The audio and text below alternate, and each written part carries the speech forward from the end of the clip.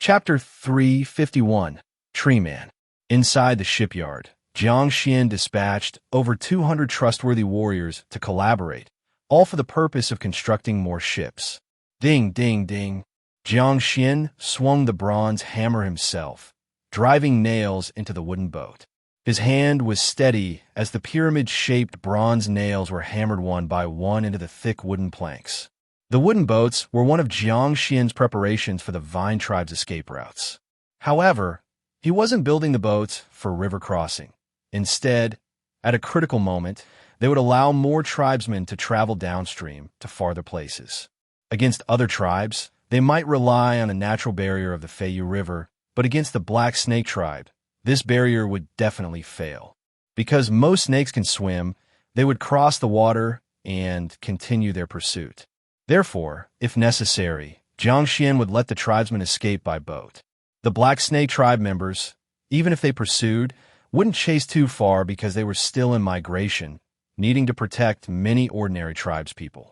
Chief, Feng Chao requests to see you.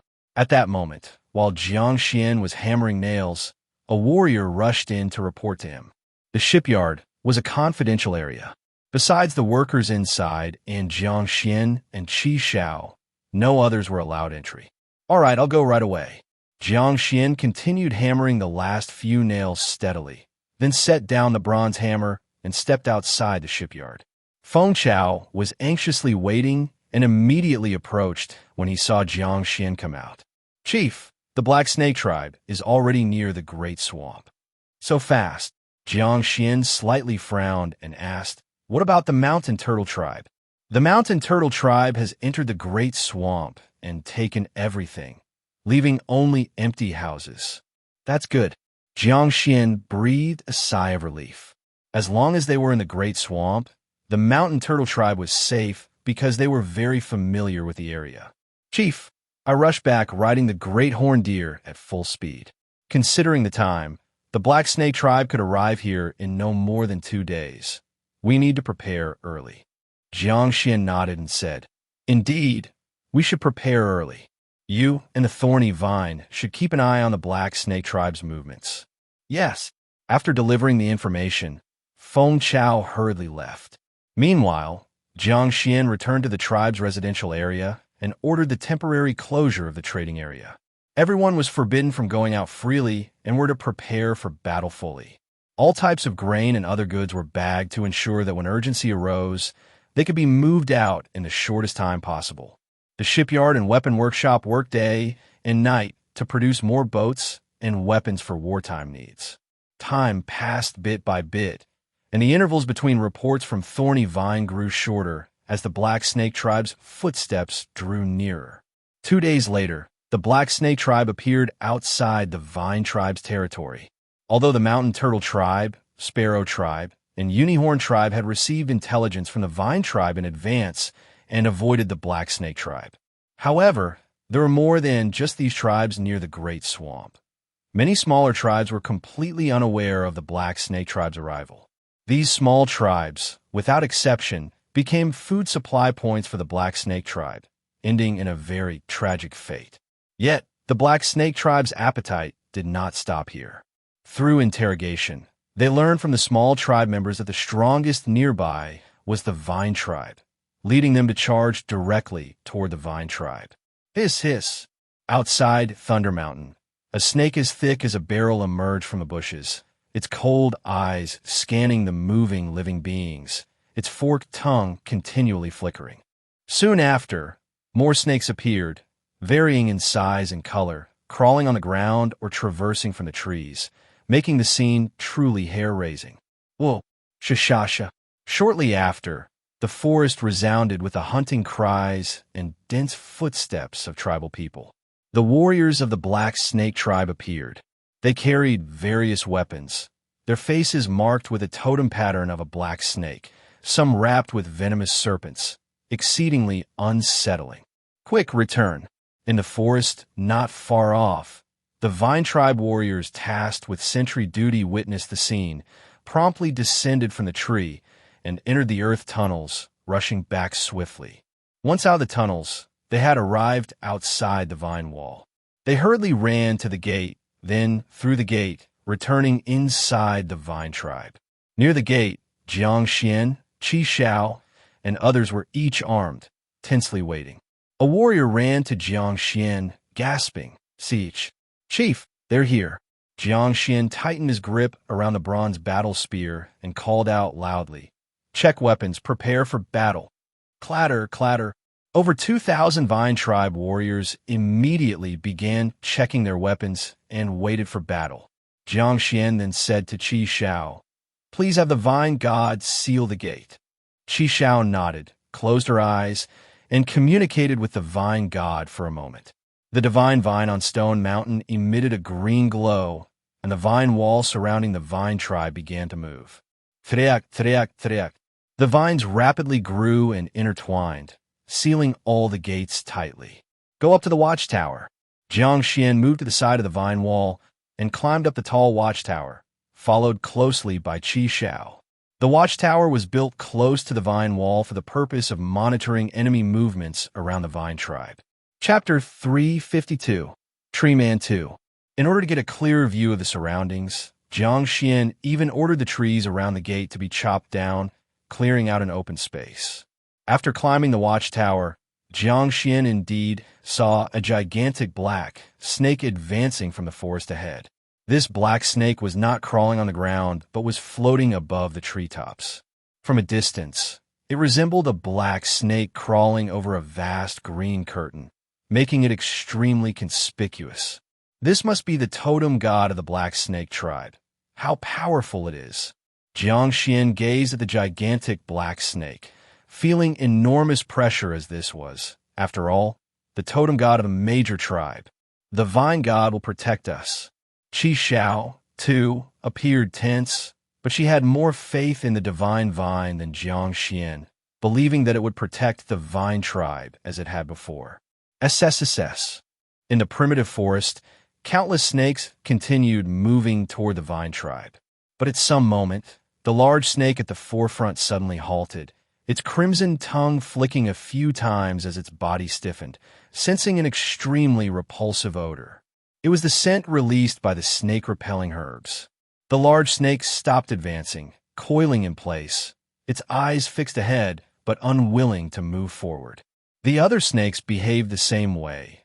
When they detected a large quantity of snake-repelling herbs ahead, they also paused, swimming around the spot without moving forward.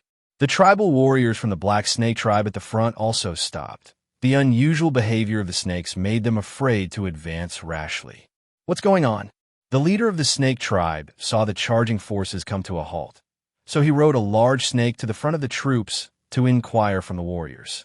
A warrior replied, "Leader, there might be danger ahead, and all the snakes dare not move forward." The snake tribe leader glanced at the snakes circling in place and inhaled the unpleasant odor in the air, saying with a grim expression, "It's the snake-repelling herbs, a lot of them." The snake tribe leader felt frustrated because they had never encountered such a situation before.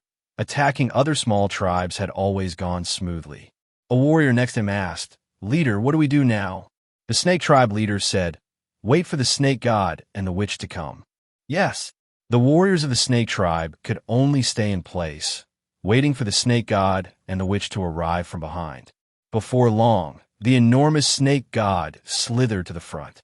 When it smelled the scent of the snake-repelling herbs, it also stopped abruptly, unwilling to crawl any further.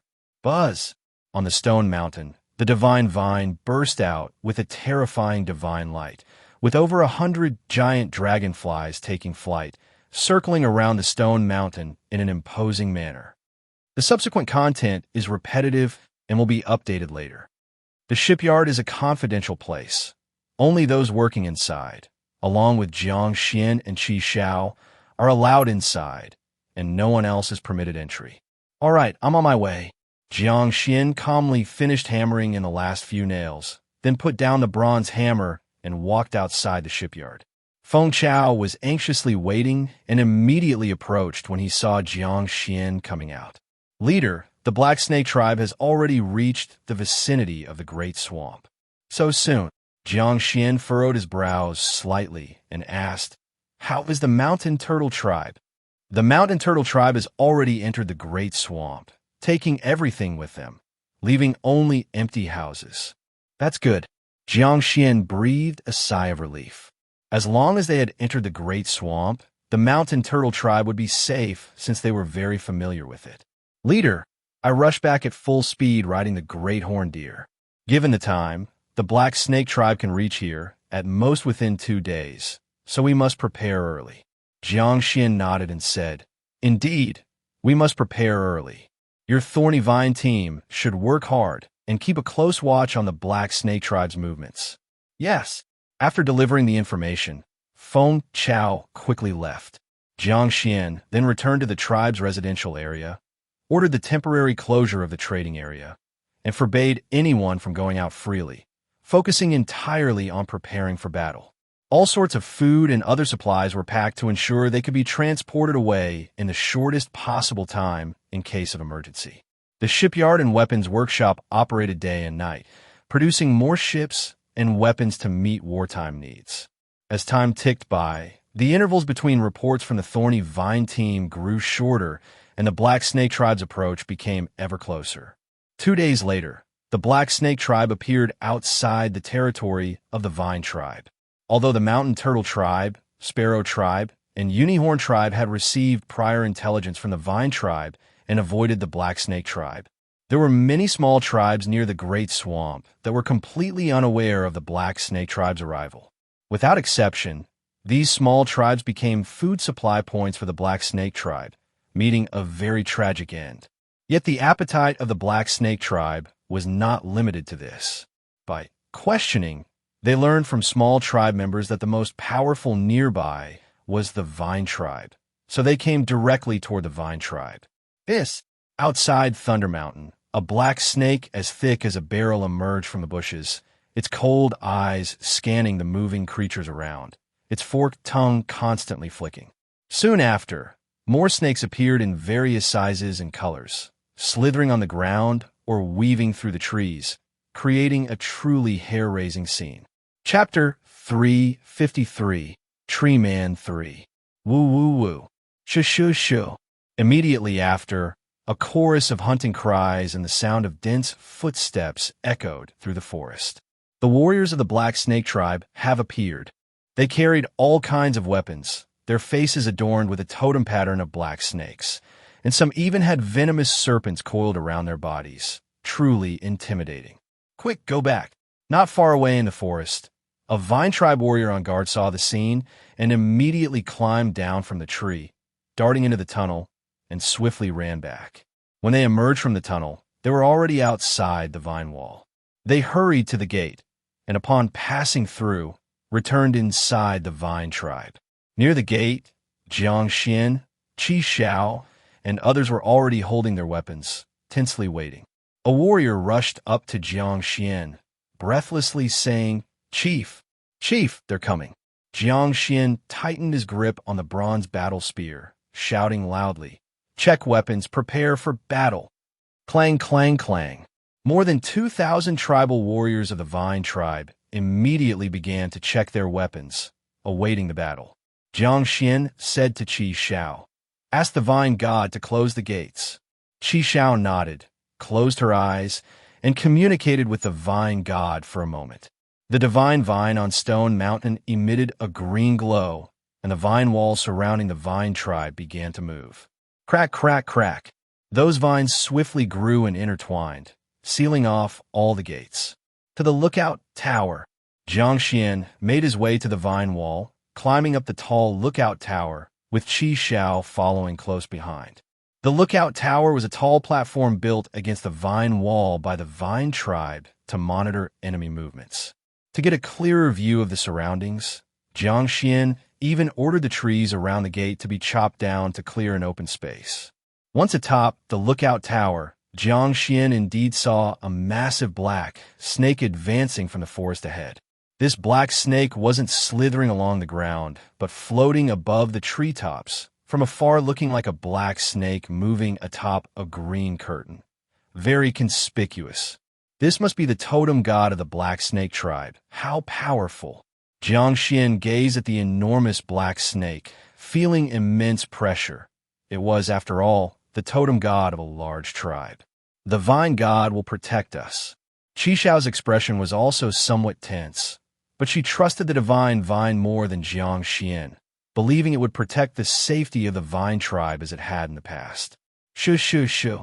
Countless snakes continued to move toward the direction of the vine tribe within the primitive forest. Yet at a certain moment, the leading big snake suddenly halted, flickering its scarlet tongue briefly, its body stiffening as it sensed an extremely unpleasant scent. That scent was emitted by the snake-repelling herbs. The big snake ceased its advance, coiling in 2 circles, eyes fixed ahead, unwilling to proceed. Other snakes reacted similarly. Noticing the abundance of snake-repelling herbs ahead, they stopped, writhing in place, unwilling to advance further. The Black Snake Tribe warriors charging at the forefront also came to a halt, the snake's peculiar behavior making them hesitate to proceed. What's going on? The Snake Tribe chief, seeing the charging army halt, rode a large snake to the front of the line to inquire of the warriors. A warrior replied, "Chief, there might be danger ahead. All the snakes dare not move forward." The Snake Tribe chief glanced at the snakes turning in place, sniffed the unpleasant scent in the air, and said with a grim expression, "Snake-repelling herbs, plenty of them." Chapter 354. The entire forest is full of our own people. Roar! Under the transformation of the divine vine, the first big tree not only grew eyes, but quickly developed a mouth, letting out a dull roar. Immediately following was the second big tree, and the third big tree. In the forest south of the vine tribe, hundreds of big trees were all transformed into tree men. These tree men each opened their eyes and excitedly waved their thick branches, creating a rustling sound. A few tree men even pulled their roots from the ground, moving quickly like octopuses, and then rooted themselves in another spot. Perhaps these trees had long been dissatisfied with their growing places and changed locations as soon as they gained mobility. On the watchtower, Jiang Xuan and the Vine Tribe warriors were watching this scene. All of them were dumbfounded. Jiang Xuan had initially prepared to fight first and escape if unable to win, but now it seemed unnecessary. Charge! The warriors of the Black Snake Tribe had already charged forward, their totem patterns on their faces emitting a faint black light, running at an astonishing speed. Finally, the first wave of Snake Tribe warriors reached the forest outside the vine wall. However, when they planned to continue forward, they saw that the big trees ahead suddenly came to life, faces appearing on the trunks, and they issued low growls towards the Black Snake Tribe warriors. Roar! Bam, bam, bam. A tree man swung its thick branches, hitting the Black Snake Tribe warriors, sending many flying, their bones and muscles shattered. A Black Snake Tribe warrior shouted in terror, "These trees are alive." In other parts of the forest, incoming Black Snake Tribe warriors faced the same issue. Rows of giant trees became active, attacking them unexpectedly, causing wailing and chaos. The treemen's power was truly terrifying, and they were enormous. A single sweep of their branches left no room to hide.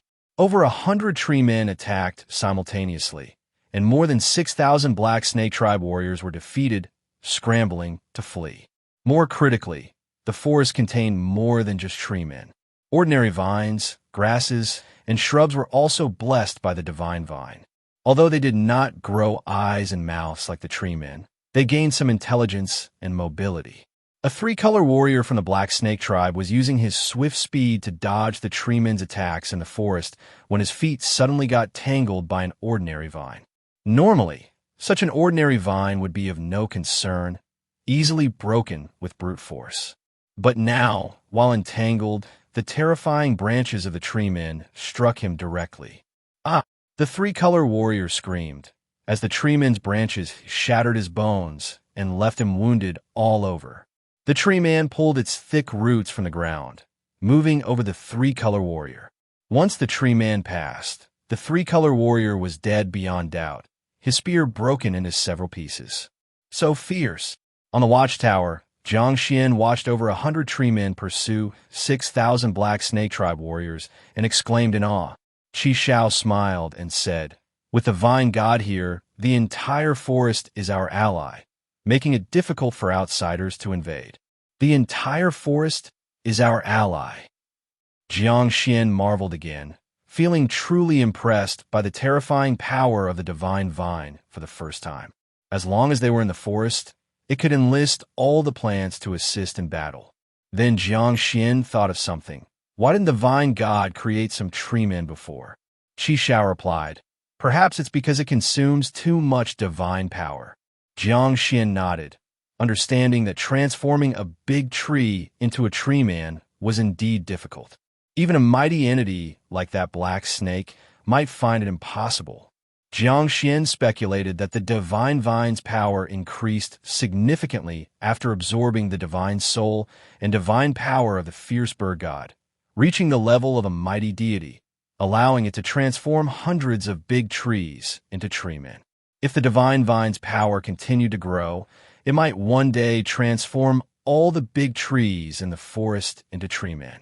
Imagining a scenario where all the trees around the vine tribe were tree men, Jiang Xuan was filled with excitement. What a spectacular scene that would be. However, Jiang Xuan thought of another issue, so he quietly asked Qi Shao, if we need to cut trees in the future, will these tree men stop us? The tribe currently relied on firewood, and various tools and implements required lumber to make. If the tree men prevented the vine tribe from cutting trees, it would be disastrous. I need to ask the vine god for that, Qi Shao replied. Qi Shao closed her eyes and communicated with the divine vine for a moment, then opened her eyes again. How is it? Jiang Xuan looked at her. The vine god asked me to ask you, why do people from different tribes often fight despite being the same kind? That is, of course, for survival. Qi Shao said, humans fight for survival, just like plants. Their struggle for survival among themselves is even fiercer. A flash of insight came to Jiang Xuan. So, cutting down some trees could promote the growth of other big trees? Chapter 355. The entire forest is full of our own people too. Qi Shao nodded and said, that's exactly what the vine god means. Then I'm relieved. Jiang Xuan let out a sigh of relief. If they couldn't chop down trees in the future, it would indeed be a troublesome matter. In the forest, the battle ended quickly.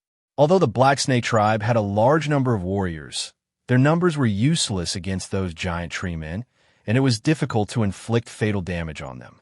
After leaving a field of corpses, over 6,000 Black Snake tribe warriors fled the forest in distress.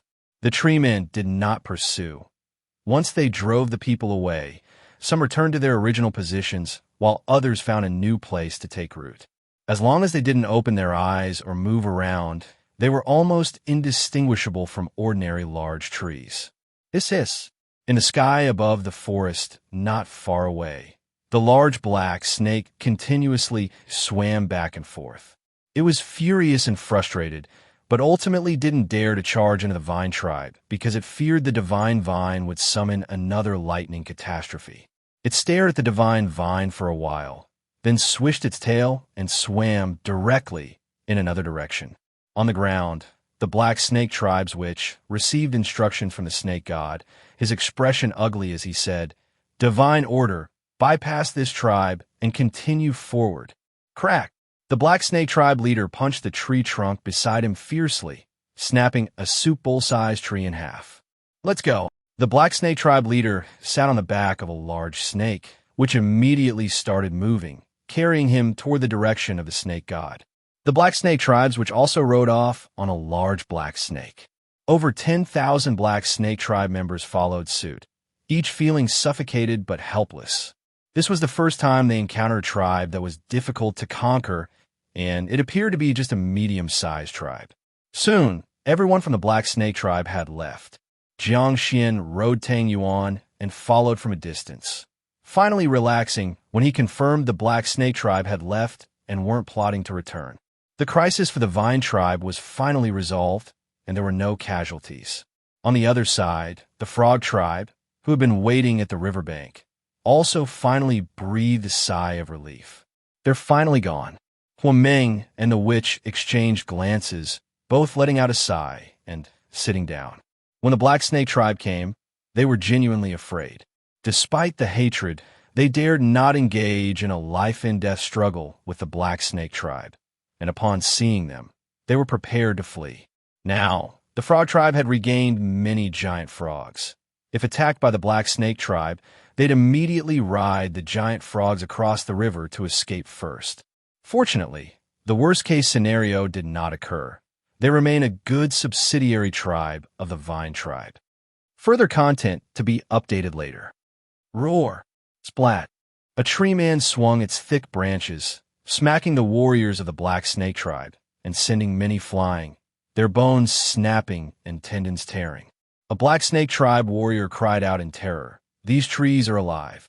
Elsewhere in the forest, other Black Snake tribe warriors faced the same issue, as row after row of giant trees began to move, suddenly attacking them, causing them to howl in distress.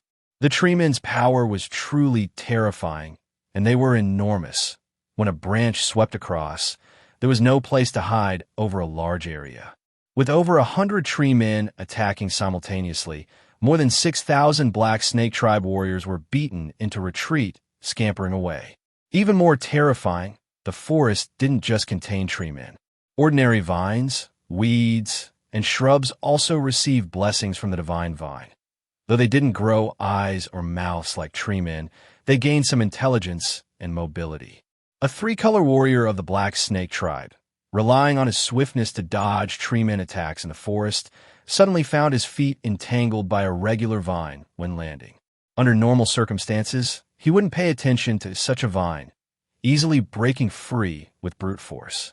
But now, once entangled, the terrifying branch of a tree man directly struck him. The three-color warrior let out a miserable scream as he was battered by the tree man's branches, his body bearing wounds all over. The tree man pulled out its thick roots from the ground, then moved past the three-color warrior. After the tree man passed, the three-color warrior was dead beyond doubt, with his spear broken into several pieces. Too fierce. On the watchtower, Jiang Xuan exclaimed as he watched the tree men chase over 6,000 Black Snake tribe warriors.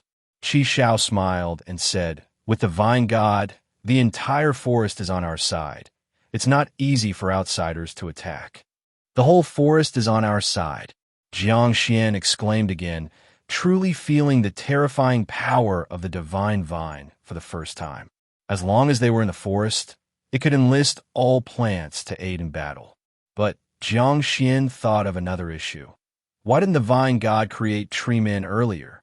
Qi Shao replied, "Maybe because it consumes too much divine power."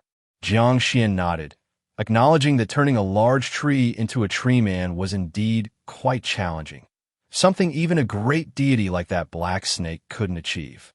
Chapter 356.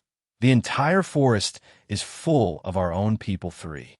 Jiang Xuan guessed that it should be because the divine vine absorbed the divine soul and divine power of the fierce bird god, causing its power to increase significantly, even reaching the level of great god, which is why it could transform hundreds of large trees into tree men. If the power of the divine vine continues to grow, it might even transform all the large trees in the forest into tree men in the future. Jiang Xuan felt a surge of excitement at the thought of all the trees around the Vine tribe becoming tree men in the future. What an awe-inspiring sight that would be. However, Jiang Xuan thought of another problem and asked Qi Shao in a low voice, "If we want to cut down trees in the future, will these tree men stop us?" The tribe currently relies on firewood, and various tools and utensils require logging to be made. If these tree men won't allow the Vine tribe to cut trees in the future, wouldn't it be a disaster? Well, I'll have to ask the Vine God to know. Qi Shao closed her eyes, communicated with the divine vine for a moment, and then opened her eyes again. "How is it?" Jiang Xuan looked at her. "The Vine God wants me to ask you, why do the tribes, being all humans, often fight each other?" "Well, it's obviously for survival." Qi Shao said, "Humans fight for survival, and so do plants. The competition for survival among plants is even more intense." An idea struck Jiang Xuan. "So, cutting down some trees actually benefits the growth of other big trees?" Qi Shao nodded and said, That's what the vine god means. Then I'm relieved. Jiang Xuan breathed a sigh of relief, as not being able to cut down trees in the future would really be a problem. In the forest, the battle quickly ended. The warriors of the Black Snake tribe, although numerous, were useless against those gigantic tree men and found it difficult to inflict lethal damage. More than 6,000 Black Snake tribal warriors, leaving behind a ground full of corpses, fled the forest in disarray. The tree men did not pursue them, and once the people were driven away, some returned to their original positions, and others found new places to take root. As long as they don't open their eyes or move around, they're almost indistinguishable from ordinary large trees. Hiss, hiss. In the sky above the distant forest, that massive black snake slithered back and forth, feeling both angry and constrained, but ultimately did not dare to rush into the vine tribe, because it feared that the divine vine might summon the thunder calamity again. It stared at the divine vine for quite a while, then flicked its tail and slithered in another direction. On the ground, the witch of the Black Snake tribe received instruction from the snake god, and with a very unpleasant expression, he said, "Divine Oracle, bypass this tribe and continue forward." Crack! The Black Snake tribe leader struck the nearby tree trunk with a fierce punch, breaking a tree as thick as a soup bowl in half. Go! The Black Snake tribe leader sat atop a large snake, which immediately began to slither, carrying the leader toward the direction of the snake god. The witch of the Black Snake tribe also departed on a large black snake. Over 10,000 members of the Black Snake tribe followed, each feeling very aggrieved but utterly helpless. This was the first time they encountered a tribe they couldn't conquer, and it seemed only like a medium-sized tribe. Soon, all the people of the Black Snake tribe had left. Jiang Xuan rode Tang Yuan and followed from a distance until he was sure that the Black Snake tribe had left without any plans to return, finally breathing a sigh of relief. The crisis of the Vine tribe was finally resolved, and there were no casualties. Chapter 357, Hunting Song and Fleet. Vine tribe, go Ting's home night. Mom, why can't we go out when it gets dark? Fu Ling sat on the threshold, with little Tian Dong, just over 2 years old, lying in her arms, curiously asking all sorts of questions. At this moment, the moonlight was like water, and the whole tribe had quieted down. Fu Ling looked at Tian Dong with a face full of affection, scratched his little nose, and said, "Because when it gets dark, all sorts of fierce beasts come out, and if you go out at night, you'll get eaten by them." "Then why hasn't Dad come back yet?" "Because your dad is a warrior of the tribe. He has to go far away to hunt, so that we can have meat to eat." Hearing the word hunt, little Tian Dong clenched his small fists full of longing. "When I grow up, I also want to become a warrior like Dad, go hunting and eat meat." Fu Ling chuckled softly. "All right, in the future, our Tian Dong will be a brave warrior and eat meat every day." "I definitely will." Little Tian Dong was very serious, his eyes full of determination. Fu Ling ruffled Tian Dong's little head, looked at the moon in the sky, then at the mysterious stone mountain in the night, praying that Gotung would return safely with prey. Every time the tribe members went out for hunting or battle, they would encounter all kinds of dangers, and those left at home couldn't help but feel anxious, because no one knew whether this time would be a farewell of life and death. It is due to this extreme lack of security that the tribe members need faith. Faith can bring people courage, provide a refuge for the soul, and make them braver. "Mom, I want to hear the hunting song." "All right." Fu Ling cleared her throat, then softly sang with a very ancient tune.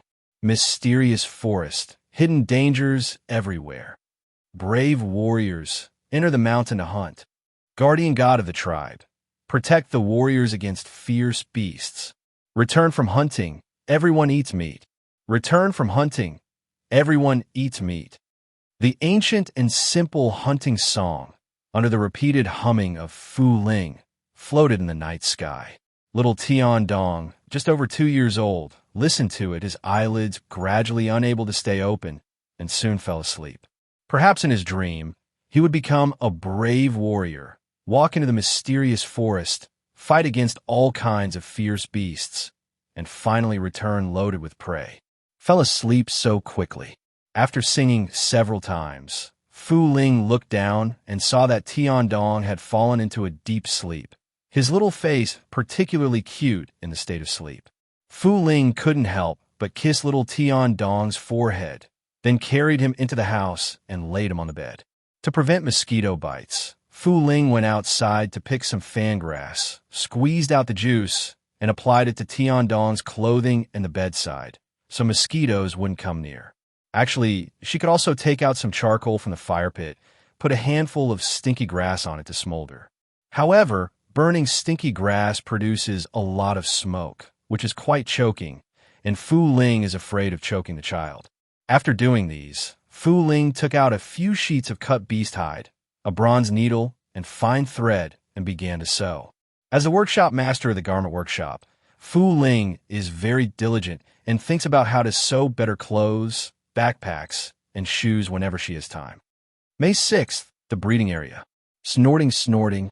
Under De Jiao's careful breeding, over 30 wild boar piglets had all grown up smoothly, especially those boars that had shed low tastes, growing plump and making people happy just looking at them. Raise them until autumn, then we can slaughter them, choose a fat and strong one as a sacrifice, and offer it to the vine god. De Jiao patted the back of a wild boar, the thick meat making him quite satisfied. The wild boars in the mountains are very fierce, but the domesticated wild boars are used to people and behave more docilely. Of course, this is only relatively docile. As these wild boars grew bigger, the pigsty could no longer contain them, and if forced to be confined, they could but the door apart. Therefore, De Jiao specifically fenced off a piece of land to raise these wild boars, usually not closing the pigsty door, allowing them to roam around that area. Strangely, after opening the door, these wild boars would wander outside during the day, and when it was feeding time or at night, they would return to the pigsty on their own. This made De Jiao quite relieved. Besides these wild boars, the variety of wild beasts and birds domesticated by the vine tribe was also increasing. For example, the fierce birds. When the fierce bird tribe was destroyed, De Jiao picked up some fierce bird eggs and brought them back to the tribe, having the unicorn bird hatch these eggs. Now, this group of young fierce birds had also grown to mid-size, beginning to show their ferocity. Those 5-colored ducks, 7-colored pheasants, and even unicorn birds all dared not approach this group of fierce birds because they were too fierce. Strangely, the tribe members just liked ferocious wild beasts and birds, and these large and ferocious fierce birds quickly attracted the attention of many warriors. These warriors all begged Jiang Xuan to let them try to tame the fierce birds as mounts. Although the fierce birds couldn't fly, they had long legs, ran fast in the forest, and possessed great endurance and attacking power, making them suitable as mounts. Jiang Xuan pondered a bit and agreed to their request. After all, the vine tribe already had several types of mounts. Adding a fierce bird wouldn't matter. Chapter 358, Hunting Song and Fleet 2. Vine Tribe, Shipyard. Splash. Another wooden boat was launched. Unlike other wooden boats, this one was larger, measuring 10 meters in length, with waterproof sealed cabins inside and a bronze-crafted anchor at the stern. Most importantly, there was a mast in the middle of the wooden boat, along with a sail. The sail was sewn from treated beast hides, very tough, strong enough to withstand strong winds. By the artificial lake, Jiang Xuan, with a heart full of excitement, said, "The vine tribe finally has its first sailboat." Compared to wooden boats that rely entirely on rowing, the advantages of a sailboat are obviously quite significant. It can sail using the wind, and if the wind and water currents were favorable, its speed would be incredibly fast. With a sailboat, the warriors of the vine tribe can truly attempt to venture out of this part of the river into broader waters and further places. More content to follow, to be updated later. Vine tribe at Goteng's home, nighttime. Mom, why can't we go out when it gets dark? Fu Ling sat on the doorstep, with the over 2-year-old Tiandong lying in her arms, curiously asking all sorts of questions. At this moment, the moonlight was like water, calming the entire tribe. Fu Ling looked at Tian Dong with a face full of affection, pinched his tiny nose, and said, "Because once it's dark, all sorts of fierce beasts come out, and if you go out, you might be eaten by them." "Then why hasn't Dad come back yet?" "Because your dad is a warrior of the tribe. He has to go far away to hunt, so that we have meat to eat." Hearing the words, hunt, little Tian Dong clenched his small fist with a face full of longing and said, "When I grow up, I want to become a warrior like Dad, go hunting, and eat meat." Fu Ling couldn't help but laugh. "All right, in the future, our Tian Dong will be a brave warrior and eat meat every day." "I definitely will." Little Tian Dong was very serious, with a determined look in his eyes.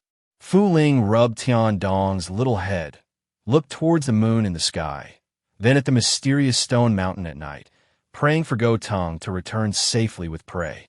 Every time tribe members go out to hunt or fight, they encounter various dangers, leaving those at home in suspense, because no one knows if it will be a farewell of life or death this time.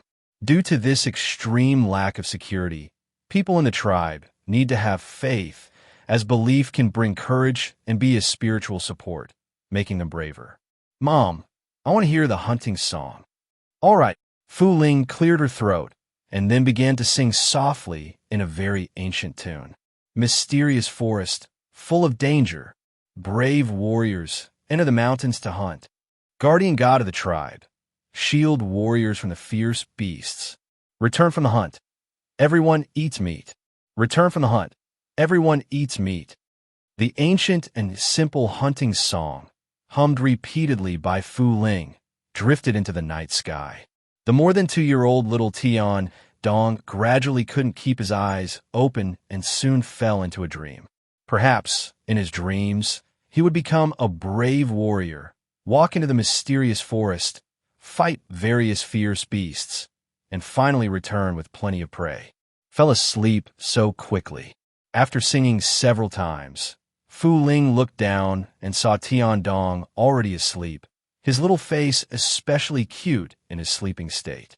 Fu Ling couldn't help but kiss little Tian Dong's forehead, then carried him inside and put him on the bed. To prevent mosquito bites, Fu Ling went outside to pull some fan grass, squeezed out the juice, and applied it to Tian Dong's clothes and next to the bed so the mosquitoes wouldn't come near. In fact, she could also pull some charcoals from the fire pit and place some stinky grass on top to smolder. But the smoke from burning stinky grass was heavy and irritating, and Fu Ling feared it might choke the child. After doing all this, Fu Ling took out several pieces of cut beast hide, a bronze needle, and fine thread, and began to sew. As the workshop master of the garment workshop, Fu Ling worked very hard.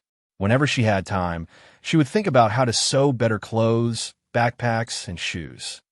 On the 6th day of May, in the breeding area, grunt grunt, under Da Jiao's careful breeding, over 30 wild boar piglets had successfully grown, especially the boars who outgrew their childishness and were filled with fat, bringing much joy at the sight.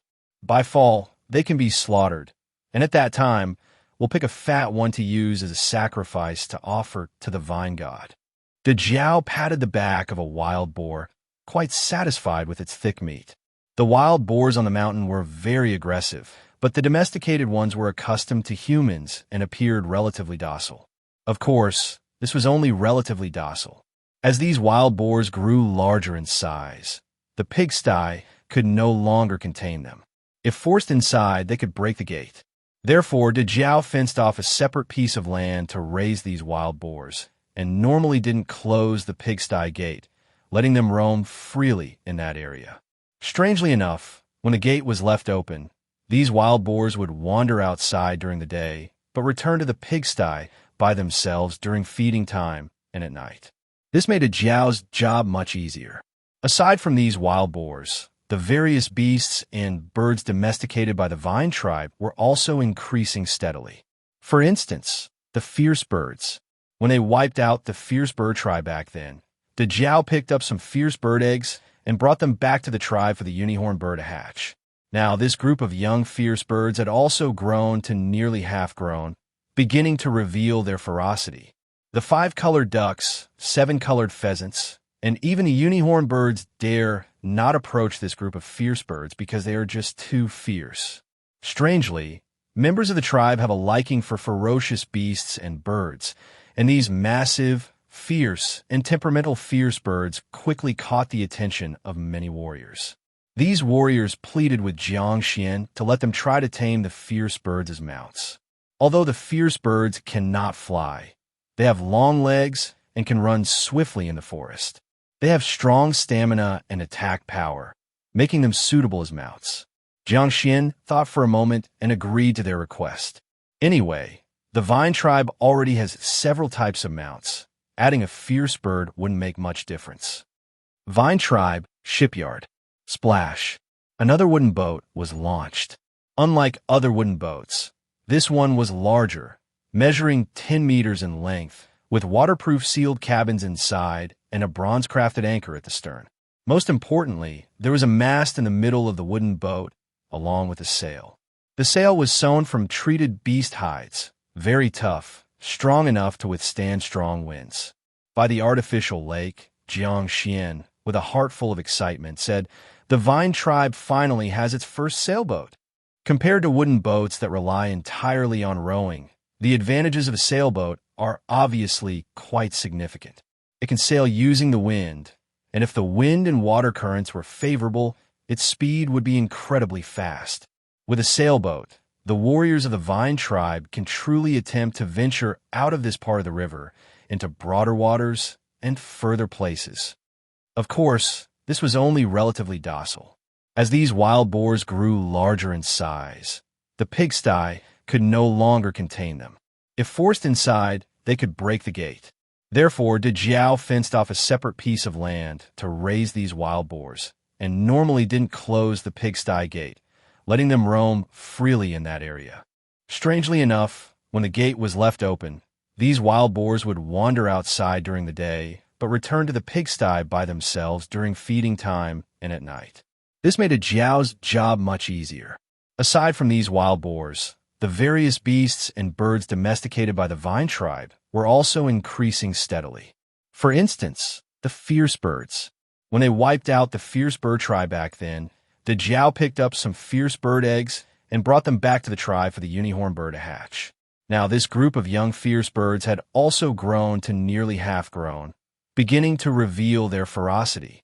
The 5-colored ducks, 7-colored pheasants, and even the unicorn birds dare not approach this group of fierce birds because they are just too fierce. Strangely, members of the tribe have a liking for ferocious beasts and birds, and these massive, fierce, and temperamental fierce birds quickly caught the attention of many warriors. Chapter 359. Divine Vine Crossing the Tribulation. Chief, please allocate the new ship to our fishing team. We have experience in sailing. Jing Jie looked eagerly at Jiang Xuan, hoping he would allocate the ship to the fishing team. Jiang Xuan said, "Don't be anxious. Some of the new ships will definitely be allocated to your fishing team, but not yet." Why? Jing Jie felt very puzzled. Because the new ship still has many issues right now. After the trial voyage, it needs to go back to the shipyard for further improvements.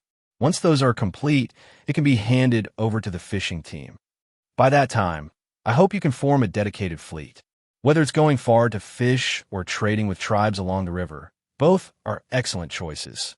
Of course, once you leave the Vine tribe territory, danger can arise at any moment.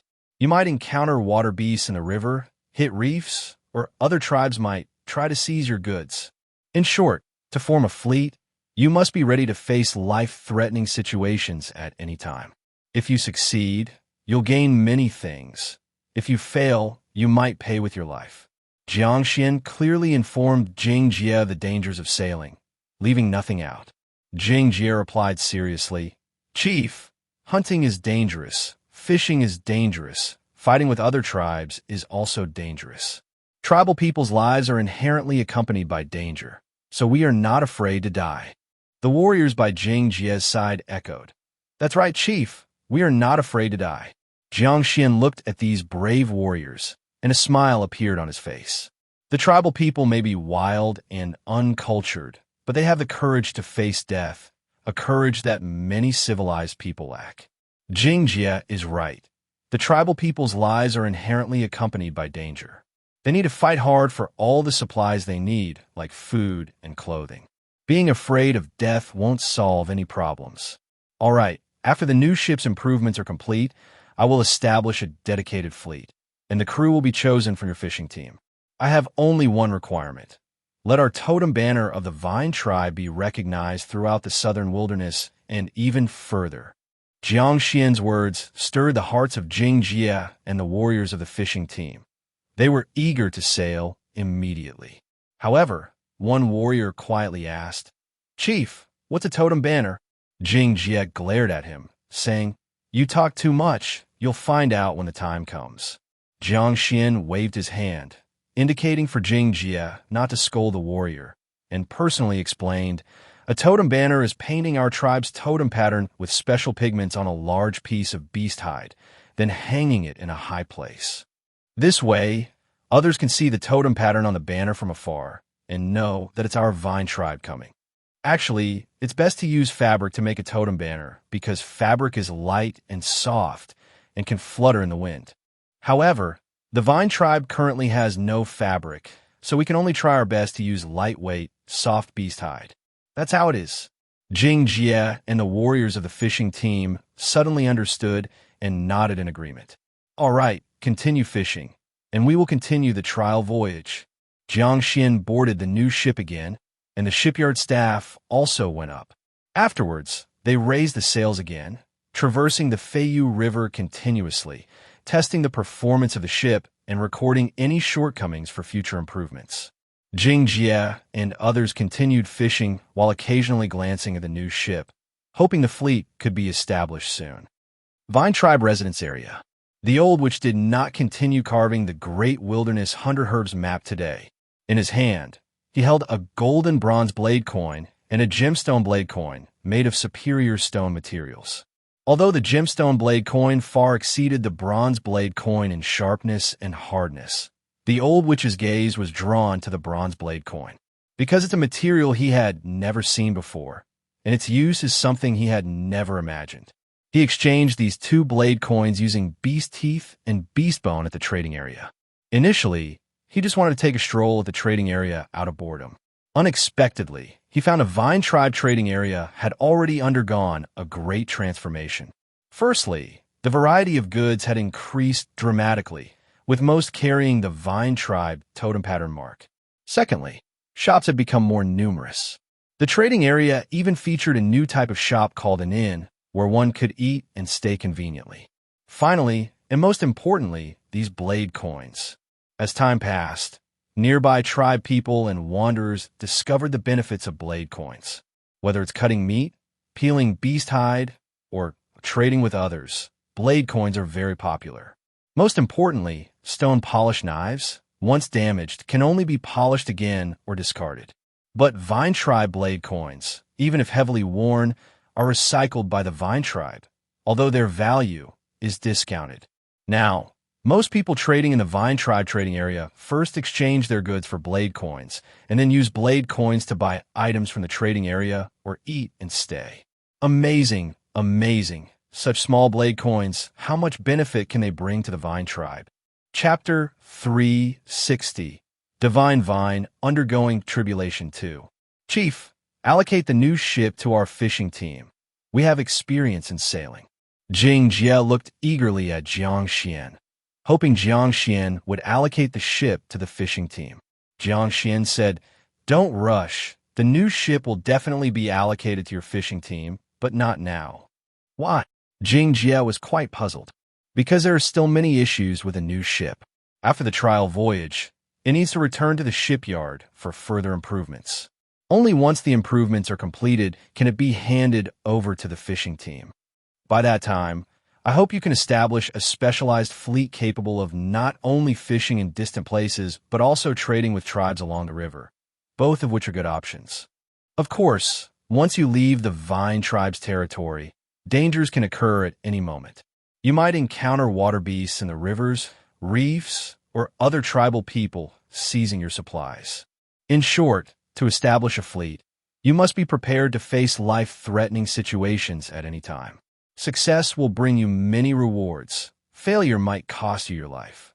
Jiang Xuan made the dangers of the voyage clear to Jiang Jie, without any concealment. Jiang Jie said seriously, "Chief, hunting is dangerous, fishing is dangerous, fighting with other tribes is also dangerous. Tribal life is born accompanied by danger, so we are not afraid of death." The warriors beside Jiang Jie chimed in. "That's right, Chief. We are not afraid of death." Jiang Xuan looked at these brave warriors and smiled. Tribal people may be barbaric and uncultured, but they have the courage to face death head-on, a courage that many civilized people lack. Jiang Jie was right. Tribal life is born with danger as its companion. Food, clothing, and all necessary materials must be fiercely fought for. Fearing death solves no problems. All right, once the new ship improvements are completed, I will establish a special fleet with members selected from your fishing team. I have only one requirement. Make sure the entire southern wilderness and even places farther away recognize our Vine tribe's totem banner. Jiang Xuan's words filled Jiang Jie and the fishermen warriors with excitement, eager to set sail immediately. However, one warrior asked softly, "Chief, what is a totem banner?" Jiang Jie glared at him and said, "You talk too much. You'll find out then, won't you?" Jiang Xuan waved his hand, signaling Jiang Jie not to scold the warrior, and personally explained, "The totem banner is painted with our Vine tribe's totem patterns using special dyes on a large piece of beast hide, then hung high up. This way, others can see the totem patterns on the banner from afar and know that we from the Vine tribe have arrived. Actually, the best material for creating totem banners is fabric, because it is lightweight and soft, able to flutter in the wind. However, the Vine tribe currently lacks fabric and can only use thin, soft beast hides as much as possible. So that's it." Jiang Jie and the fishermen warriors realized and nodded one after another. "All right, continue fishing. We will continue the trial voyage." Jiang Xuan boarded the new ship again, and the shipyard personnel also went up. Then, they hoisted the sails once more, weaving through Feiyu River, testing the ship's performance, recording shortcomings for future improvements. Jiang Jie and others continued fishing, occasionally glancing at that new ship, hoping that the fleet could be established soon. Vine Tribe Residential Area. The Old, which did not continue carving the Great Wilderness 100 Herbs map today. Instead, he held a golden bronze blade coin and a gemstone knife coin made from high-quality stone. Although the gemstone knife coin was far superior in sharpness and hardness compared to the bronze blade coin, the Old Witch's focus was drawn to the bronze blade coin. This is because it is a material he has never seen before and a purpose he never imagined. Both of these knife coins were obtained by trading beast teeth and beast bones at the trading area. Originally, he was just feeling restless, wanting to wander around the trading area. Unexpectedly, he found the Vine Tribe's trading area had already changed dramatically. Firstly, the types of goods have become more diverse, and most of the goods bear the Vine Tribe's totem pattern logo. Secondly, stores are increasing in number, and now the trading area even has a kind of store called an inn where one can eat and stay overnight, which is very convenient. Finally, and most importantly, are these knife coins. Over time, nearby tribal people and wanderers have discovered the benefits of knife coins. Whether used for slicing meat, peeling beast hide, or for trading, they are very popular. The most crucial thing is that a stone knife, once worn out, can only be sharpened again or discarded. Whereas, even if a Vine Tribe knife coin is severely worn, the Vine Tribe is responsible for recycling it, though its value would be discounted. Now, most people who come to the Vine Tribe trading area for trading will first exchange the goods they brought for knife coins, and then use the knife coins to buy items from the trading area or to pay for food and lodging. Terrifying, just how much benefit can small knife coins bring to the Vine Tribe. Chapter 361. Internal Troubles and External Threats. Vine God. Qi Xiao was the first to react. Her face went pale as she stumbled towards the half-charred divine vine. Immediately afterward, Jiang Xuan hurriedly followed, with other tribesmen closely behind. The ground was cluttered with piles of rocks, making passage difficult. Jiang Xuan quickly led the warriors to clear away the rocks, carefully placing the broken and charred vines to the side. Despite being charred, despite only a half remaining, the divine vine was still immensely grand, with some areas still flickering with small flames. Qi Shao knelt before the divine vine, calling it again and again, yet received no response. Jiang Xuan stood behind Qi Shao, his heart sinking further with each passing moment. Originally, he thought the vine tribe was about to soar, but no one anticipated such a situation. Losing the protection of the totem god would make the vine tribe vulnerable to even the smallest of tribes. Not only that, the hearts of the vine tribe people would become disturbed. Because the vine tribe developed too rapidly, its current population came from many different tribes, including quite a few who were once part of enemy tribes. There were still many unresolved conflicts among them. When a vine god was present, these conflicts could be suppressed. Everyone worked together for a better life. Once the vine god is no longer around, various conflicts will gradually erupt. At that time, torn by internal and external troubles, the vine tribe might collapse entirely.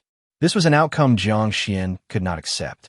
Jiang Xuan's eyes scanned the crowd with peripheral vision. A few tribe members already showed unsettling expressions. This made Jiang Xuan's heart heavier. If the vine god's fate were confirmed, some might have started rioting already. Qi Shao, kneeling before the charred half of the divine vine, tried various methods to summon the vine god, even softly chanting the god-summoning spell. The result left her utterly despairing. Still, the vine god did not respond, and in her anxiety, tears began to fall. For a witch, nothing is more devastating than losing the totem god.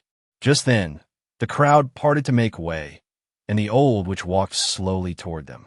Jiang Xuan hurriedly stepped forward, speaking in a low voice. "Old witch, you have seen much. Help us ascertain the vine god's condition." The old witch nodded, said nothing, and walked to the charred divine vine. Upon seeing the old witch arrive, Qi Shao wiped her tears and stepped aside. The old witch soothed, "Qi Shao, don't worry. Let me take a look." Qi Shao nodded, her tear-filled eyes fixed on the old witch, hoping for a miracle. The old witch took a deep breath, placed a hand on the charred divine vine, and slowly closed his eyes. Soon, enormous witch power surged from his palm towards the charred divine vine.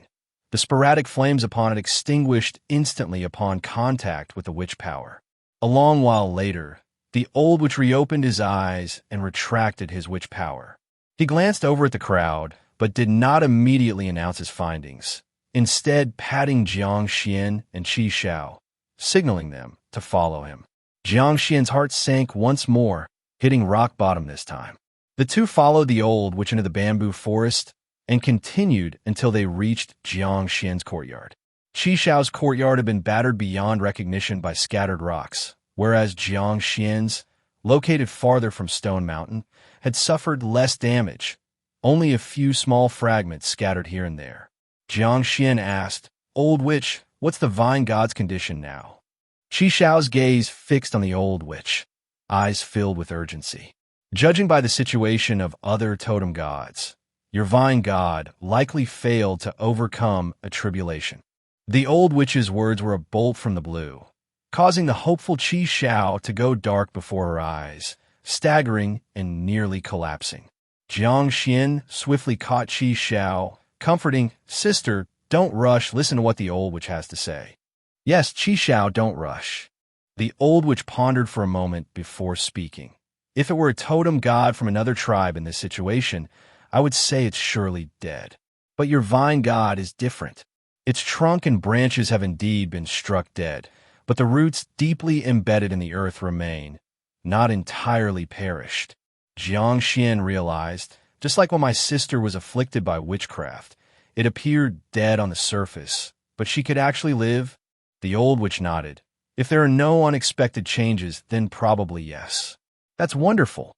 Upon hearing the old witch's words, light returned to Qi Shao's eyes, and Jiang Xuan felt his heart slightly lifted from its depths. "However, I must warn you." The old witch's expression turned solemn, Whether your vine god can recover, when it will recover, and whether it will become stronger or weaker upon recovery, nobody knows. Therefore, you must find a way to keep all tribe members stable and intimidate outsiders, or else. The old witch didn't finish his sentence, but Jiang Xuan and Qi Shao understood. They must prepare for the possibility that the vine god might not protect the tribe for a long time, or perhaps never again. Jiang Xuan pondered for a while, then said, "When we go out later, we must have a unified statement. Tell everyone the vine god is merely asleep temporarily and will soon awaken to protect the vine tribe once more." The old witch nodded in agreement. This approach could temporarily stabilize the people. Jiang Xuan then said to Qi Shao, "Sister, stay strong. The tribe needs you now." Chapter 362. Internal Struggles and External Troubles too. When the deer tribe was destroyed, we managed to endure and establish a larger vine tribe. Now, our situation is much better than before, and we will definitely overcome this crisis. After hearing Jiang Xuan's words, Qi Shao's overwhelming emotions gradually dissipated, and reason slowly returned. She earnestly said, "Xuan, don't worry, I won't be a burden. I believe in you." Jiang Xuan hugged Qi Shao, gently patted her back, and then released her. "Let's go. The tribe's people are still waiting for us." Jiang Xuan tidied up his clothes, straightened his back, and walked out with his head held high. The old witch looked at Jiang Xuan's tall back, deeply admiring his mindset and ability to adapt. Qi Shao, inspired by Jiang Xuan's courage, did not hesitate and immediately followed him along with the old witch. At this moment, more than 2,000 vine tribe members in front of the altar were becoming anxious. If it weren't for the restraint from Gao Teng and the other leaders, the crowd might have already become chaotic. When Jiang Xuan, Qi Shao, and the old witch returned, everyone's eyes were fixed on them. Jiang Xuan calmly cleared the stones on the altar, then stepped onto the altar step by step. Because the altar was relatively close to the stone mountain and was built with soil, it was badly damaged by the falling rocks. Some places were collapsed, and large cracks appeared, looking quite dilapidated. But an altar is an altar. No matter how broken it is, it holds a high place in the hearts of the tribe. "Everyone, please be quiet for a moment." Jiang Xuan shouted, gestured with his hands to calm them, and more than 2,000 vine tribe members gradually quieted down, all focusing on Jiang Xuan without further whispers. At this moment, Qi Shao also stepped onto the altar, standing beside Jiang Xuan. As for the old witch, he was not a member of the vine tribe, and thus did not have the privilege to ascend the altar. Jiang Xuan whispered to Qi Shao, "Sister, speak as we discussed before." Subsequent content is repeated, updating shortly. Vine God.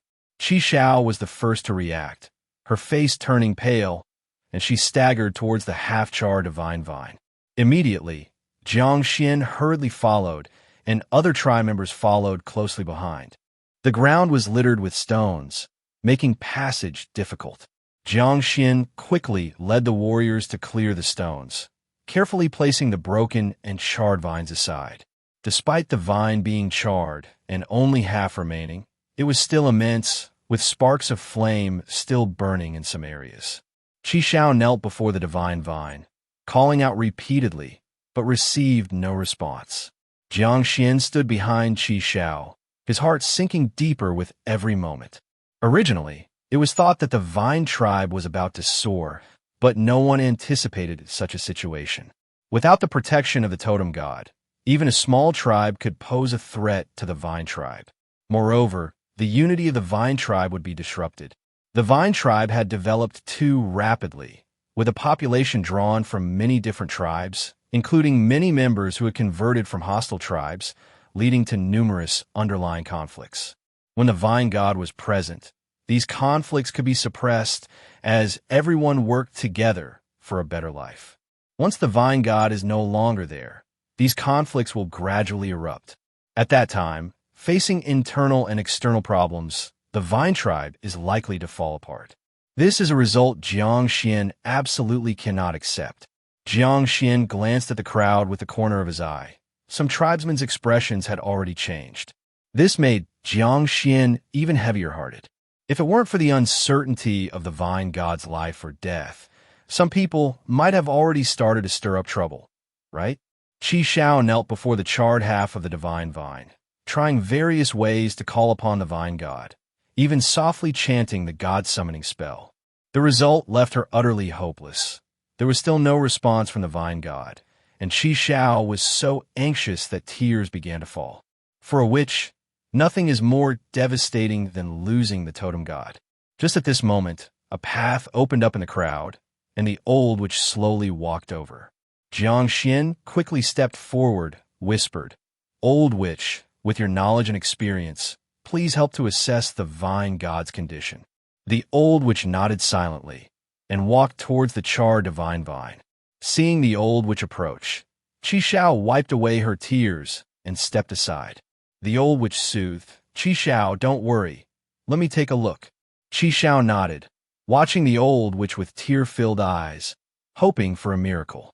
The old witch took a deep breath, placed one hand on the charred divine vine, and slowly closed his eyes.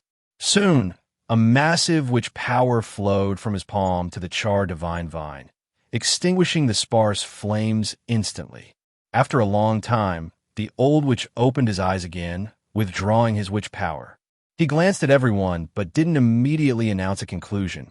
Rather, he patted Jiang Xuan and Qi Shao, gesturing for them to follow him. Jiang Xuan's heart sank further, plummeting to the depths this time. The two followed the old witch into the bamboo forest, finally reaching Jiang Xuan's courtyard. Qi Shao's courtyard had been devastated by the fallen rocks, while Jiang Xuan's courtyard was relatively untouched because it was farther from the stone mountain, with only a few small stones scattered inside. Jiang Xuan asked, "Old witch, what is the current state of the vine god?" Qi Shao also stared at the old witch intently, her eyes filled with anxiety. "Based on the usual circumstances of other totem gods, your vine god should have failed the calamity." The old witch's words were akin to a bolt from the blue, causing Qi Shao, who still held hope, to see darkness, staggering a few steps, almost falling to the ground. Jiang Xuan quickly caught Qi Shao, comforting, "Sister, don't worry yet. Let's hear the old witch out." "Yes, Qi Shao, don't rush." The old witch pondered for a while and said, "If it were other tribes' totem gods in this situation, I would say they are definitely dead, but your vine god is different. Its main stem and branches are indeed struck dead, but the roots deeply embedded in the earth are still there, not completely deceased." Jiang Xuan suddenly understood. Just like when my sister was afflicted by witchcraft, it seemed she was dead outwardly, but in truth she could come back to life. The old witch nodded. "If there are no accidents, it's possible." "That's wonderful." Upon hearing the old witch's words, light returned to Qi Shao's eyes, and Jiang Xuan's heart, which had fallen into the depths, also lifted slightly. "However, I must remind you," the old witch's expression became solemn, "whether your vine god can come back to life, when it will do so, and whether its strength will increase or weaken upon revival, no one knows. Thus, you must find a way to stabilize all the vine tribe members and intimidate outsiders. Otherwise," the old witch didn't finish his sentence, but Jiang Xuan and Qi Shao fully understood. They must prepare for the possibility that the vine god will not be able to protect the tribe for a long time, or maybe never again. Jiang Xuan pondered for a while and said, "When we go out later, we'll have a united story, telling everyone the vine god is just temporarily asleep and will soon wake up to protect the vine tribe." The old witch nodded. This method could temporarily stabilize hearts. Jiang Xuan again spoke to Qi Shao, "Sister, cheer up, the tribe needs you now. When the deer tribe was destroyed, we managed to endure and establish a larger vine tribe. Now, our situation is much better than before, and we will definitely overcome this crisis." After hearing Jiang Xuan's words, Qi Shao's overwhelming emotions gradually dissipated, and reason slowly returned. She earnestly said, "Xuan, don't worry. I won't be a burden. I believe in you." Jiang Xuan hugged Qi Shao, gently patted her back, and then released her. "Let's go. The tribespeople are still waiting for us. Jiang Xuan tidied up his clothes, straightened his back, and walked out with his head held high. The old witch looked at Jiang Xuan's tall back, deeply admiring his mindset and ability to adapt. Qi Xiao, inspired by Jiang Xuan's courage, did not hesitate and immediately followed him along with the old witch. At this moment, more than 2,000 Vine tribe members in front of the altar were becoming anxious. If it weren't for the restraint from Gao Tong and the other leaders, the crowd might have already become chaotic. Chapter 363: Turbulent Winds and Rain. Southern Wilderness, Frog Tribe. Bang! The witch of the Frog Tribe walked into Huomeng's house and shut the door tightly. "Witch, what are you doing?" Huomeng was grilling fish to eat. He was puzzled by the witch's actions.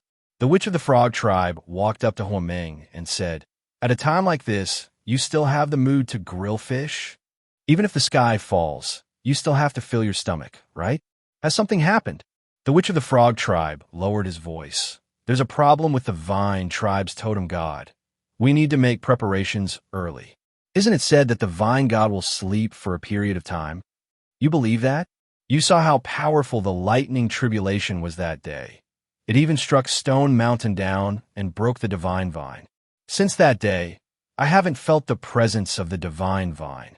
So, I conclude that there is definitely a problem with the Vine Tribe's totem god. Maybe it has already been struck dead. Although the witch of the Frog Tribe is not very powerful, he is, after all, a witch of a tribe and is very sensitive to the power of the totem god.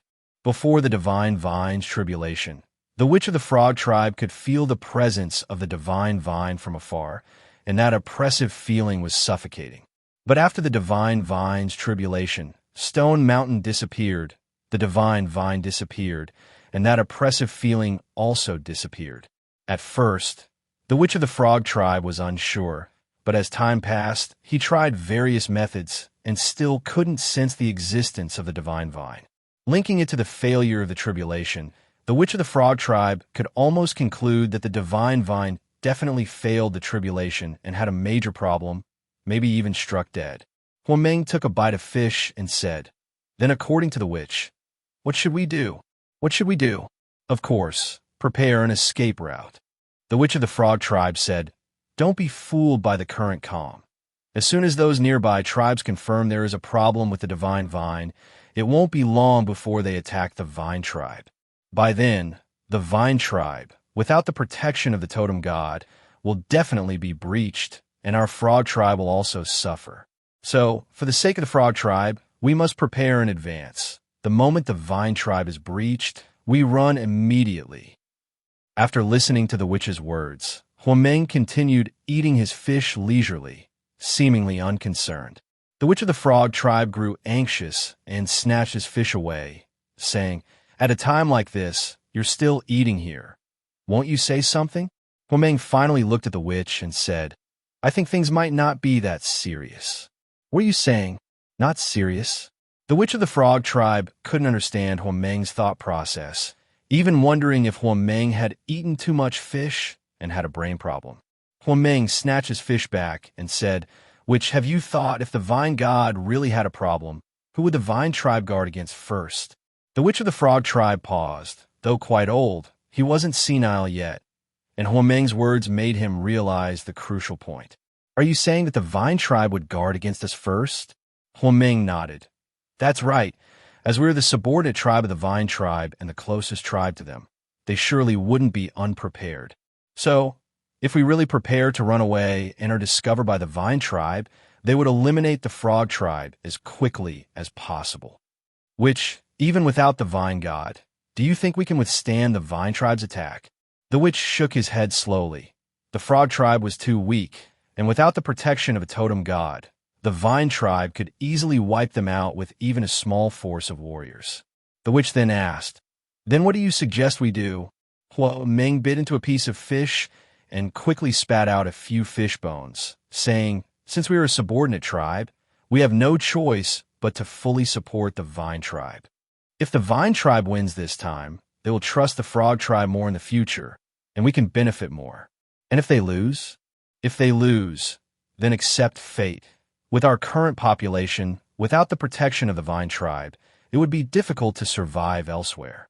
The Witch of the Frog tribe looked at Huameng with a complex expression, unable to deny that Huameng saw more clearly than he did and had a much longer vision. Huameng cleaned the fish to the bone, then stood up and opened the door, letting the light from outside in. Old, useless from now on, you decide all matters in the tribe. I won't interfere anymore. The Witch of the Frog tribe also stood up, walking step by step toward his own house, his silhouette somewhat desolate. Huameng listened to his words, looking at his silhouette, feeling no joy but only a heavy sense of responsibility. Chapter 364. Turbulent Winds and Rain 2. The man opened his mouth but didn't know what to say. Compared to other teams, the guard team has less work and fewer dangers, so they do indeed receive fewer resources. The woman, seeing the man silent, became even more furious and pointed at him, cursing, "I was really blind to end up with a coward like you, living such a miserable life. Others live in mud brick houses, while you live in this shabby wooden hut. Others exchange goods for knife coins, yet you haven't brought back even a single knife coin. I'm fed up with this life." The man's face turned from blue to white, and finally he shouted, "Enough!" Boom! At this moment, thunder sounded outside suddenly, accompanied by strong winds, followed by a torrential downpour.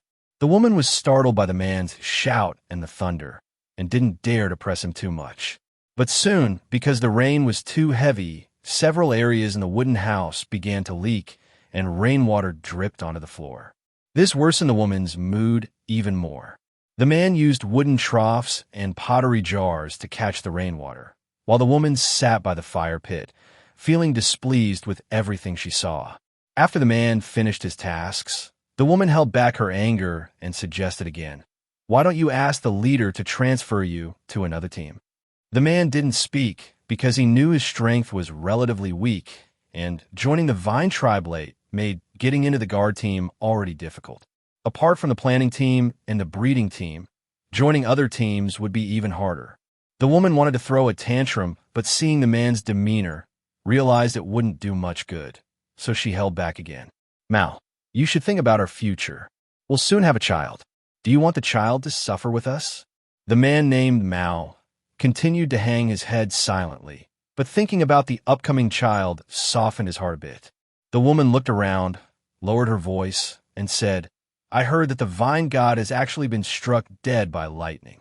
Mao was startled by the woman's words and quickly covered her mouth, saying, "Are you crazy? How dare you say such things?" The woman struggled to pry Mao's hand away, saying, "Many people are saying this privately. What are you afraid of? If the vine god were still here, the first person to spread such a rumor would have died a long time ago." Mao frowned and fell silent again. The woman lowered her voice further. "Without the vine god, I don't see the vine tribe lasting much longer. If other tribes attack, we might all be in danger. So, we need to plan for ourselves and our future child." The woman leaned closer to Mao, speaking in a very low voice. "I heard other tribes are inquiring about the Vine tribe situation. We can find a powerful tribe and exchange the Vine tribe's information to secure a leadership role for you, so our child and I can enjoy life." Mao firmly rejected. "No way. The tribe has been so good to us, providing food and clothing without ever lacking anything. How can we betray the tribe?" The woman angrily poked Mao's head.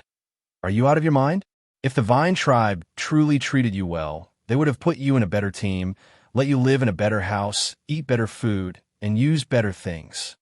But now, look at this lousy house, much worse than where other warriors live. We were wanderers before and joined the Vine tribe seeking a better life. Now, not only haven't we achieved that, but we're also facing danger. Why stick with the Vine tribe? Anyway, the Vine tribe has lost the totem god and will be destroyed by other tribes sooner or later. There's nothing wrong with exchanging Vine tribe's information for some benefits now." Mao instinctively wanted to argue, but didn't know how to, and his face turned red from holding back. People's desires are never fully satisfied. When they couldn't eat enough, couldn't dress warmly, and feared being eaten by wild beasts daily in the forest, having a wooden cabin food to eat, and clothes to wear was their dream life. Now, having a wooden cabin, eating well, and dressing warmly, seeing others live even better unsettles them, making them want that kind of good life too. Yet they never consider whether they have the capability and have contributed as much as others. The woman continued to coax. Mao, we were never part of the Vine tribe originally. It's not worth perishing with the Vine tribe. Once we join a new tribe and live well, I'll listen to you in everything, okay? The woman was just an ordinary person, not even a one-color warrior. She knew clearly, even if she wanted to sell the information herself, other tribes might not believe it. But Mao was different. He was a guard team warrior of the Vine tribe. His words were far more credible to other tribes. If it weren't for this, the woman would have already left Mao and done this herself, without bothering to persuade him so much. Let me think. Mao felt his mind was a tangled mess. On one hand, the Vine tribe had indeed treated him well.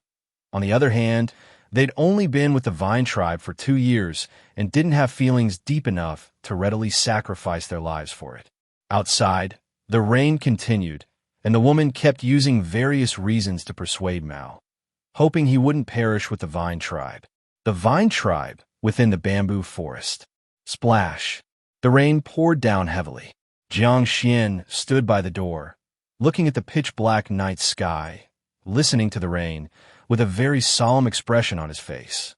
Before long, a flame appeared in the bamboo forest, quickly heading towards Jiang Xuan's courtyard. Jiang Xuan's courtyard no longer had a large door because the size of Crescent and Tang Yuan made it inconvenient to enter and exit.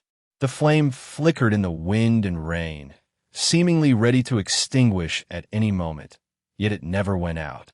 It turned out to be a torch, and its holder was Feng Chao, gripping a beast-hide umbrella tightly. The beast-hide umbrella was the latest product from the clothing workshop, made with bronze handles and ribs and beast-hide as the canopy. Though unable to produce an umbrella that opens and closes smoothly due to technical reasons, it was sturdy. Leader, Feng Chao walked under the eaves and put down the heavy bronze beast-hide umbrella. Thank you for your hard work. Come inside. Jiang Xuan took the torch from Feng Chao, walked to the fire pit, plunged the torch into the grass ash to extinguish it, then took out a pottery kettle from the fire pit, pouring a steaming bowl of ginger soup. Have a bowl of soup first, warm yourself up. Even with an umbrella, the rain was so heavy that Feng Chao's lower half was soaked, dripping water as she came in. Thank you, leader. Feng Chao received the pottery bowl, blew on it, then sipped ginger soup in small mouthfuls until she finished, gently placing the bowl on the table.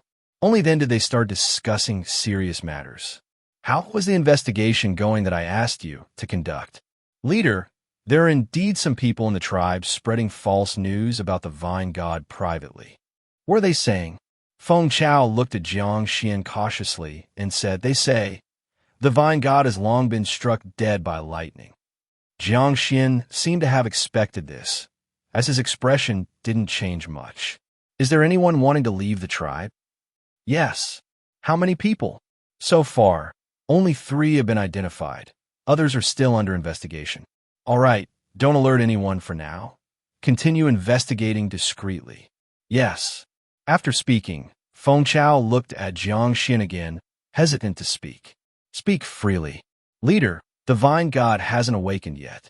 The tribe is restless, and external tribes are eyeing us.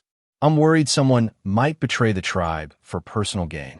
Since becoming the leader of the Thorny Vine, Feng Chao learned many dirty secrets, and she was no longer the innocent girl from before, nor would she underestimate the sinister nature of human hearts.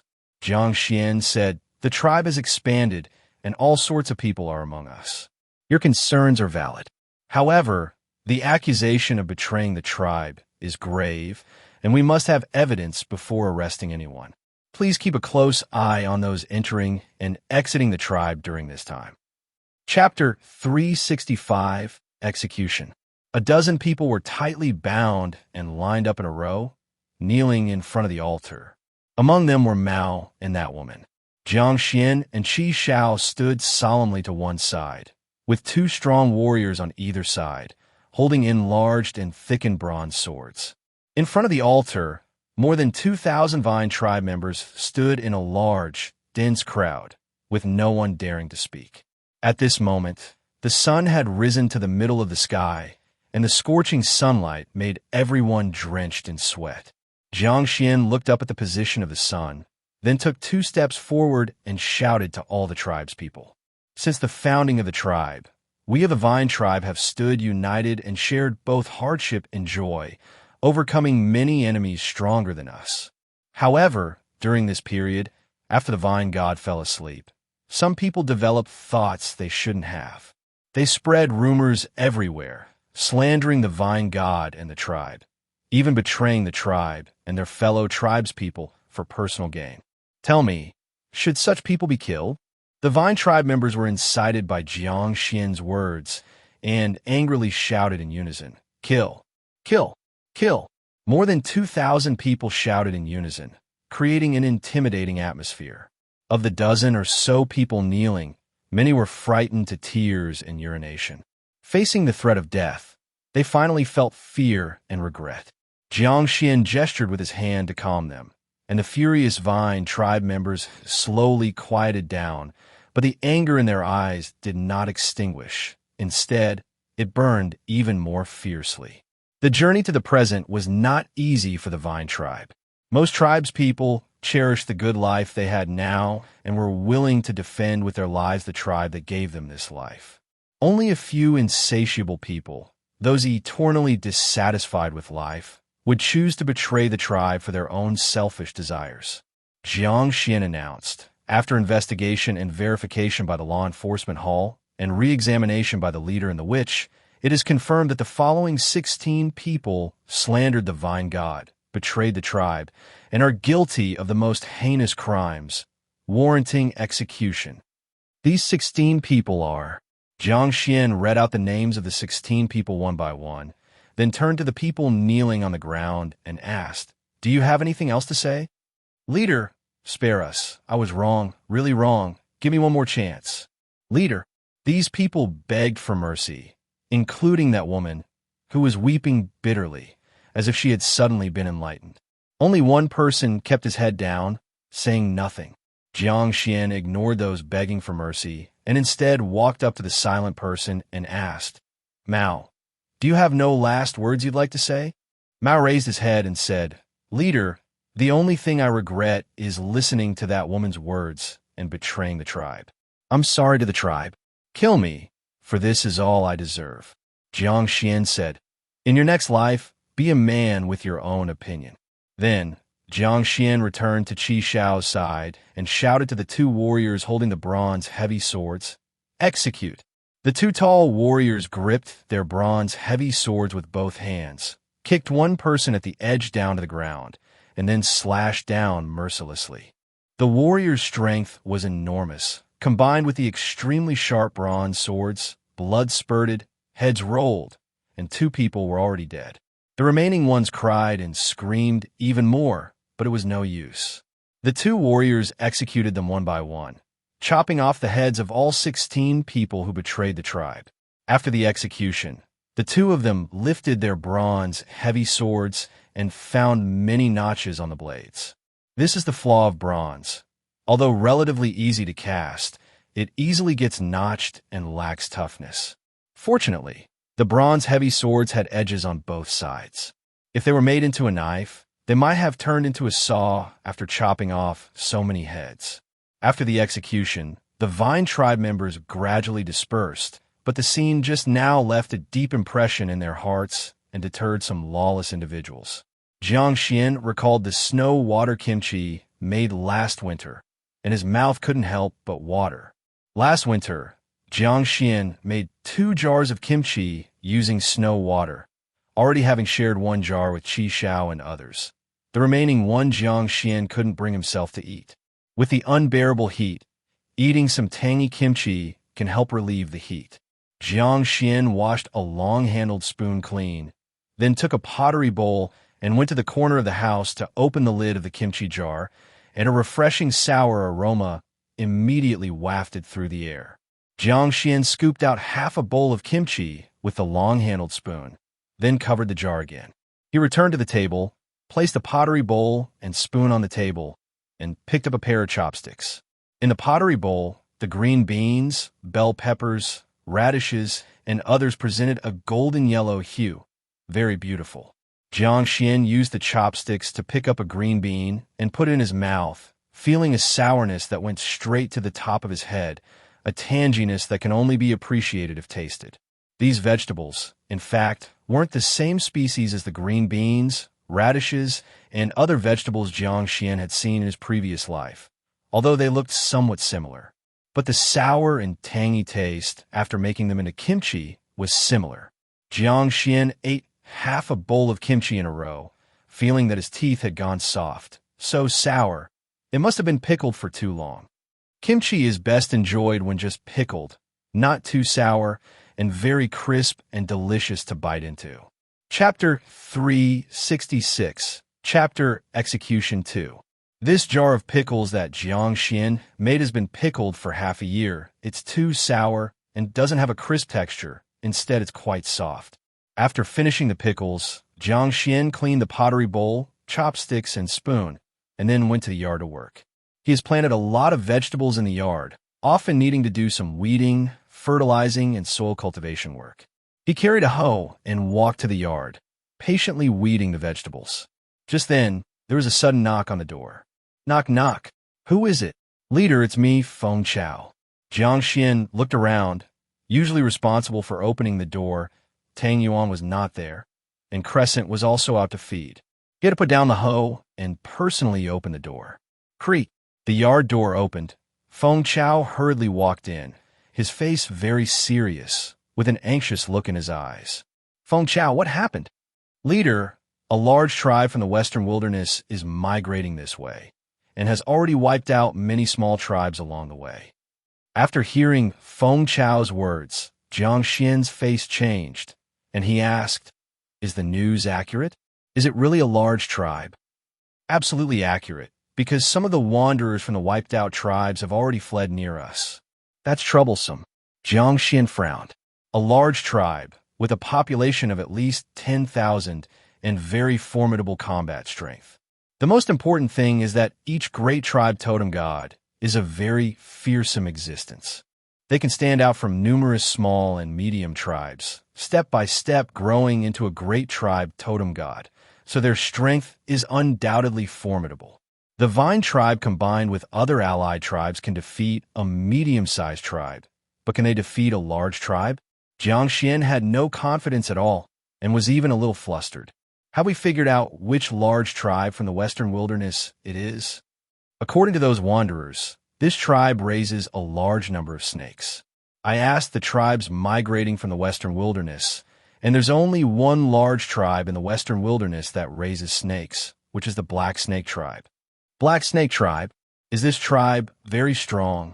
Feng Chao's expression was very serious as he said, according to people from the western wilderness tribes, the Black Snake tribe is extremely powerful. Trouble is brewing. Jiang Xuan closed his eyes, originally thinking that after dealing with the fierce bird tribe, he would at least be able to develop peacefully for a while. Unexpectedly, a stronger tribe had arrived. After a long time, Jiang Xuan reopened his eyes and said, go and gather more information. Try your best to understand the situation of the Black Snake tribe. Yes. Feng Chao retreated to lead Thorny Vine to continue gathering information. Jiang Xuan stood in the yard for a while, picked up the hoe to continue weeding, but after a while felt upset, so he simply put the hoe aside temporarily. He sat by the pool, where the ice lotus had grown 2 round leaves, with a few water droplets rolling with the water ripples from time to time. Jiang Xuan stared at the lotus leaves on the water for a while, muttering to himself, lotus leaf, frog tribe. All right, how could I forget the frog tribe? They should know more about the situation in the western wilderness. Jiang Xuan immediately stood up, washed his hands, then went to the frog tribe. He left the vine wall, declined the suggestion of the guard team warriors to accompany him, and went to the frog tribe alone. The frog tribe is not far from the vine tribe. After leaving the south gate of the vine wall, walking southeast for a while, you arrive there. Because he has been busy recently, Although the distance is not far, Jiang Xuan hasn't been to the frog tribe for a long time. Today, after he walked into the frog tribe's territory, he clearly noticed many changes. First of all, the number of houses in the frog tribe has increased quite a bit, which is obvious at a glance. Secondly, the frog tribe began digging ponds and farming land, all imitating the practices of the vine tribe. Finally, it's the number of giant frogs. When they first migrated here, the frog tribe had only 20 to 30 giant frogs left, very pitiful. But in just over a year, Jiang Xuan was surprised to find that the frog tribe's territory was full of half-grown giant frogs, with a very large number. The reproductive ability of frogs is amazingly strong. Watching the giant frogs hopping around, Jiang Xuan sighed deeply.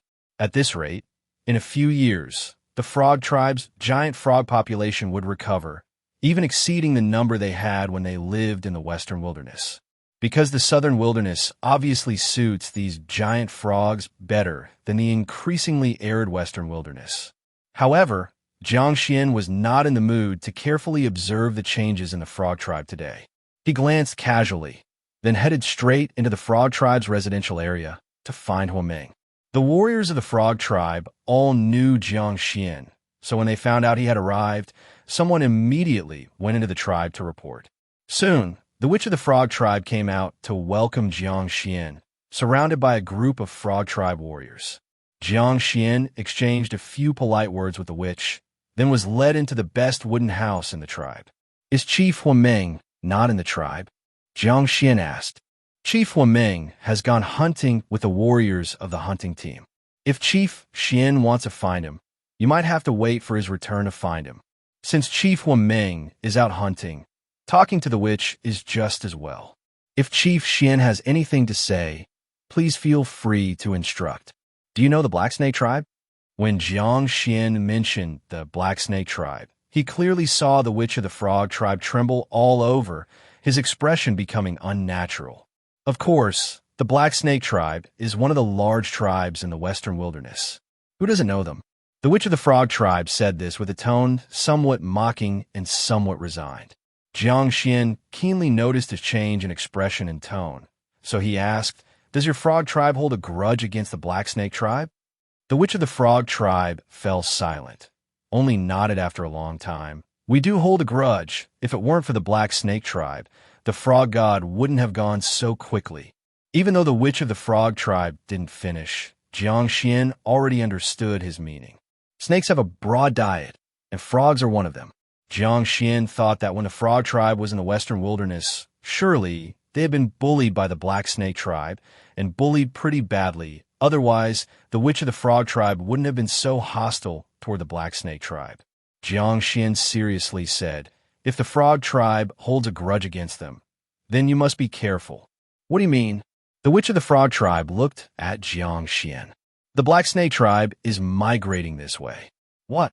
The witch of the frog tribe was dumbfounded, then furiously said, "We spent so much time, lost so many people, and finally migrated to the southern wilderness. Why is the Black Snake tribe still haunting us?" Jiang Xuan said, "There's no use in talking about it now. Tell me about the Black Snake tribe situation in detail, and let's figure out a way to solve this together." The witch of the frog tribe reluctantly nodded, then explained the situation of the Black Snake tribe to Jiang Xuan in detail. The Black Snake tribe is one of the large tribes in the western wilderness, residing in the western wilderness, with a population of over 10,000, occupying a vast territory. Although the Black Snake tribe has also mastered some techniques for planting fruit trees, grains, and taming wild animals, the techniques are very primitive and the yield is extremely low. They must rely on hunting and gathering, plus plundering everywhere, to sustain their consumption of food, clothing, weapons, and other resources. Furthermore, most snake habits, although not like giant frogs needing water constantly, prefer moist environments. When the western wilderness became arid with little rain and the land desertified, those snakes, like giant frogs, couldn't stand such an environment. For this reason, the Black Snake tribe could only migrate to the southern wilderness. Otherwise, they would face the threat of famine and water shortage on a large scale. After listening to the Witch of the Frog tribe's introduction, Jiang Xuan asked again, "What are the Black Snake tribe warriors good at? Do they have any special skills?" The Witch of the Frog tribe thought for a while and said, "Black Snake tribe warriors are adept at using poison, skilled in ambush, very formidable. Our Frog tribe usually poisons weapons, using blow darts, but the Black Snake tribe can directly let venomous snakes bite people unawares. Moreover, the Black Snake tribe can act at night. The Snake tribe totem god grants them night vision and swift abilities, making them very fast in battle." Chapter 367. The Wild Boar is Coming. On the night of August 4th, as Jiang Xuan was just lying down, he heard a knocking at the door from outside. "Who is it?" "Leader, it's me, Feng Chao." "Wait a moment." Upon hearing Feng Chao's voice, Jiang Xuan knew there must be an urgent matter, so he hurriedly put on his clothes and shoes before opening the door. Outside the house, Feng Chao stood holding a torch, her face filled with anxiety. "Leader, the Wild Boar tribe has arrived. They've reached outside Wild Boar Mountain, and they're clearly coming for our Vine tribe." They came so quickly. Jiang Xuan's expression grew serious. He had known for some time that the Wild Boar tribe and a few nearby small tribes were stirring, yet he didn't expect the Wild Boar tribe to attack so soon. "Leader, what should we do now?" Feng Chao was a bit anxious. As the Thornvine leader, she knew far more than the ordinary tribe members. Because of this, she understood the Vine tribe situation was extremely dangerous. Any slight mistake could lead to catastrophic consequences. "Don't panic. I'll have Tang Yuan go with you to keep a close eye on the Wild Boar tribe's movements, and I'll handle the arrangements here at the tribe." "Understood." Jiang Xuan walked outside and went to Tang Yuan's massive nest to give it a few instructions. Tang Yuan was very intelligent. After listening to Jiang Xuan, it nodded its head, then walked out of the nest, crouching on the ground and extending one wing. "Go up and report back if anything happens." "Understood." With a mix of tension and excitement, Feng Chao climbed onto Tang Yuan's broad back. Tang Yuan wobbled its way to the open ground, took several running steps, and swiftly flew into the sky, heading towards Wild Boar Mountain north of the tribe. Meanwhile, Jiang Xuan washed his face with cold water to force himself to calm down, then went to find Qi Xiao to explain the situation. Qi Xiao was startled. "They came so quickly. What should we do?" The Wild Boar tribe was a medium-sized tribe with fierce wild boar cavalry, not to mention the presence of the totem god, making them very difficult to deal with. Jiang Xuan asked, "How is the vine god doing?" The vine god still hasn't responded, but the vines are growing rapidly and have already started wrapping around that huge stone. Jiang Xuan frowned and said, "If the vine god can't wake up in time, things will become very troublesome." He pondered for a moment and said, "Sister, we need to prepare for two plans. On one hand, you should keep communicating with the vine god, while I'll have the tribe's warriors prepare to face the Wild Boar tribe. On the other hand, we'll transport the food and resources across the river tonight. If the situation turns for the worst, we'll have to leave the tribe by boat first." In truth, Jiang Xuan wasn't sure whether there would be enough time to leave by boat when that time came, or whether the Wild Boar god would pursue them. If the Wild Boar god pursued, none of Vine tribe's boats might be able to escape. But he couldn't say these words out loud, as they would demoralize the tribe. After discussing with Qi Xiao, Jiang Xuan immediately instructed the warriors to sound the assembly horn. Woo-woo! The loud horn sound echoed above the Vine tribe, awakening all tribe members. Regardless of whether they were asleep or awake, even those exploring the origins of life, they all hurriedly got up, picked up their weapons, lit the torches, and rushed outside. Torches lit up all around the Vine tribe, and from the sky, it was noticeable that these torches scattered like fire dragons, rapidly converging towards the open space in front of the Vine tribe's altar. Once everyone who could make it had arrived, Jiang Xuan faced all the tribe members and shouted loudly, "The reason we called everyone up in the middle of the night today is because the tribe's enemy has shown up. The Wild Boar tribe has appeared outside Wild Boar Mountain and may attack us tomorrow." Jiang Xuan's words were like a large stone thrown into a well. making splashes of water spray everywhere. The faces of the Vine tribe members changed, as many knew the wild boar tribe was a formidable medium-sized tribe. Could the Vine tribe in its current state contend with them? Jiang Xuan didn't care about their reactions and directly issued a series of commands. First, all warriors of certain level or above, fully armed, should go to the north of the tribe to set up defensive structures and various traps. Secondly, all ordinary tribe members should immediately pack up the tribe's food and other resources and transport them to the East Bank, temporarily storing them at the shipyard. After the arrangements, the leaders of each team immediately took their people to work, and Jiang Xuan, along with Qi Xiao, stood behind the altar, hoping to awaken the vine god. Chapter 368. The Wild Boar is Coming Too. On the night of August 4th, Jiang Xuan had just laid down when he heard a knock at the door. "Who is it?" "Chief, it's me, Feng Chao." "Hold on a second." Hearing Feng Chao's voice, Jiang Xuan knew she must have something urgent. He quickly put on his clothes and shoes, then opened the door. Outside, Feng Chao held a torch, her face anxious. "Chief, the Wild Boar tribe has arrived and is currently outside Wild Boar Mountain, clearly coming straight for our Vine tribe. They're fast." Jiang Xuan's expression grew grim. He had long known that the Wild Boar tribe, along with several smaller tribes nearby, were itching to move, but he hadn't expected the Wild Boar tribe to attack so quickly. "Chief, what do we do now?" Feng Chao was a bit flustered. As the Thorn Vine leader, she had access to far more information than the ordinary tribespeople. Because of this, she knew the Vine tribe situation was extremely precarious. A single misstep could lead to irreparable disaster. "Don't panic. I'll have Tang Yuan go with you to keep a close watch on the Wild Boar tribe's movements. I'll handle the tribe's arrangements here." "Yes." Jiang Xuan stepped outside, walked to Tang Yuan's giant nest, and instructed it on a few things. Tang Yuan was very intelligent. After hearing Jiang Xuan's words, it nodded, then left the nest, crouching on the ground and extending one wing. "Get on. Report back as soon as there's any news." "Yes." With a mix of tension and excitement, Feng Chao climbed onto Tang Yuan's broad back. Tang Yuan waddled to the open ground outside, took a few running steps, and quickly flew up into the sky with Feng Chao, heading towards Wild Boar Mountain in the north of the tribe. Jiang Xuan then washed his face with cold water, forcing himself to calm down, and went to find Qi Xiao to explain the situation. Qi Xiao was taken aback. "They've come so quickly. What should we do?" The Wild Boar tribe was a mid-sized tribe, and the Wild Boar cavalry was exceptionally fierce. Moreover, the presence of the totem god made them difficult to deal with. Jiang Xuan asked, "How is the vine god?" "The vine god still hasn't responded, but the vines are growing rapidly and have already wrapped around that massive stone." Jiang Xuan frowned.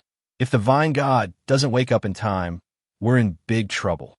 He pondered for a moment, then said, "Sister, we need to prepare for both scenarios. On one hand, continue trying to communicate with the vine god, while I prepare the warriors of the tribe to face the Wild Boar tribe. On the other hand, let's transport food supplies across the river tonight. If the situation deteriorates to the worst point, we'll have to leave the tribe by boat." In fact, Jiang Xuan wasn't sure if there would be enough time to escape by boat when the time came, or if the Wild Boar god would pursue them. If the Wild Boar god pursued, none of the Vine tribe's boats might make it out. But he couldn't say these things aloud, for fear of crushing the morale. After discussing with Qi Xiao, Jiang Xuan immediately ordered the warrior to sound the assembly horn. Woo-woo! The loud horn echoed over the Vine tribe, awakening all the tribe's people. Whether they were asleep, awake, or even exploring the origins of life, they all immediately got up, grabbed their weapons, lit torches, and hurried outside. Torches lit up throughout the Vine tribe, and from the sky, they looked like fiery dragons rapidly converging on the open ground in front of the Vine tribe altar.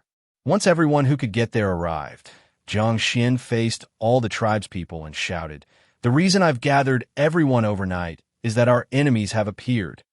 The Wild Boar tribe has shown up outside Wild Boar Mountain and might attack us as soon as tomorrow. Jiang Xuan's words hit like a large stone thrown into a well, creating a massive splash. The faces of the Vine tribe members all changed, as many knew that the Wild Boar tribe was a fierce, mid-sized tribe.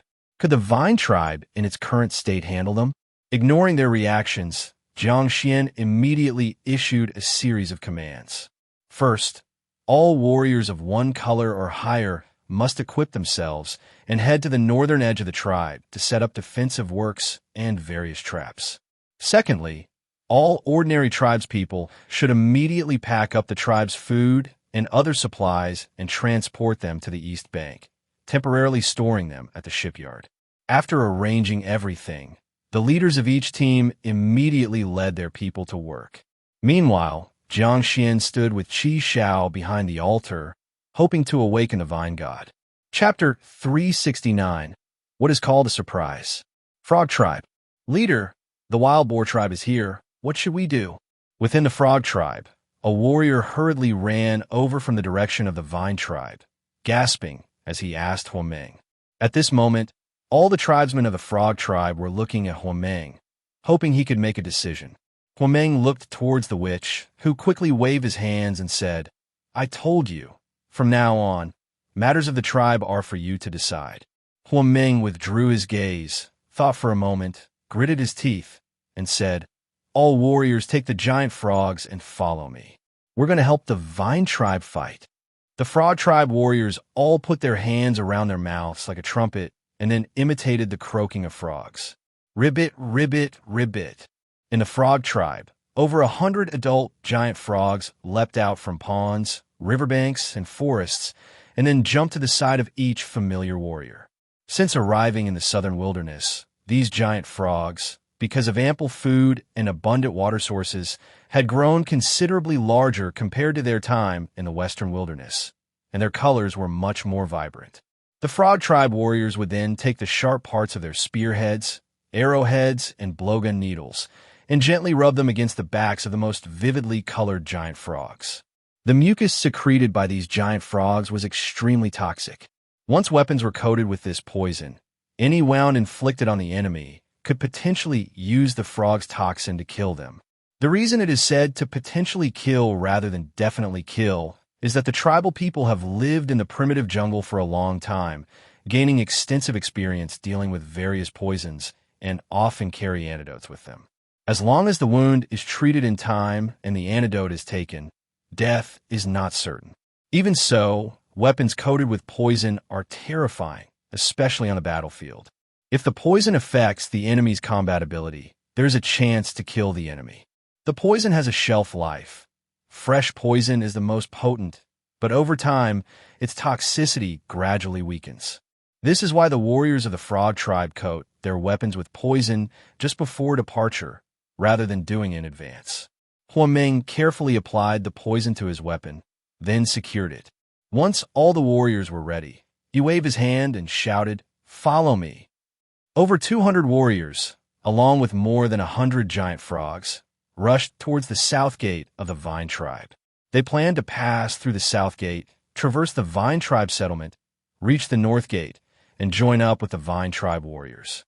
When Jiang Xuan heard that the Frog Tribe had decided to join the battle, he was quite surprised, because apart from him and Qi Xiao, no one knew that the divine vine had already awakened. The fact that the Frog Tribe could come at a time like this was touching from any perspective. Let them come over. Yes. The guard team warriors hurriedly ran back to notify the south gate to let them through.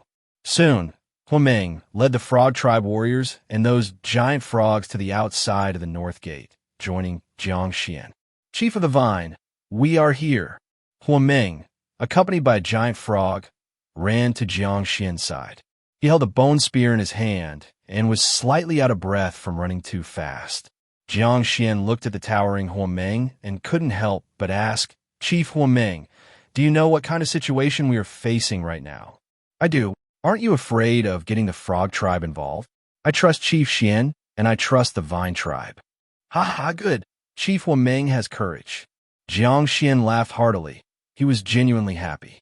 Regardless of the Frog Tribe's considerations, their daring to come at this time to aid in battle meant they were trustworthy. "Roar!" At this moment, another thunderous roar came from the south. Jiang Xuan wondered what's going on. Could it be other small tribes are also attacking the vine tribe?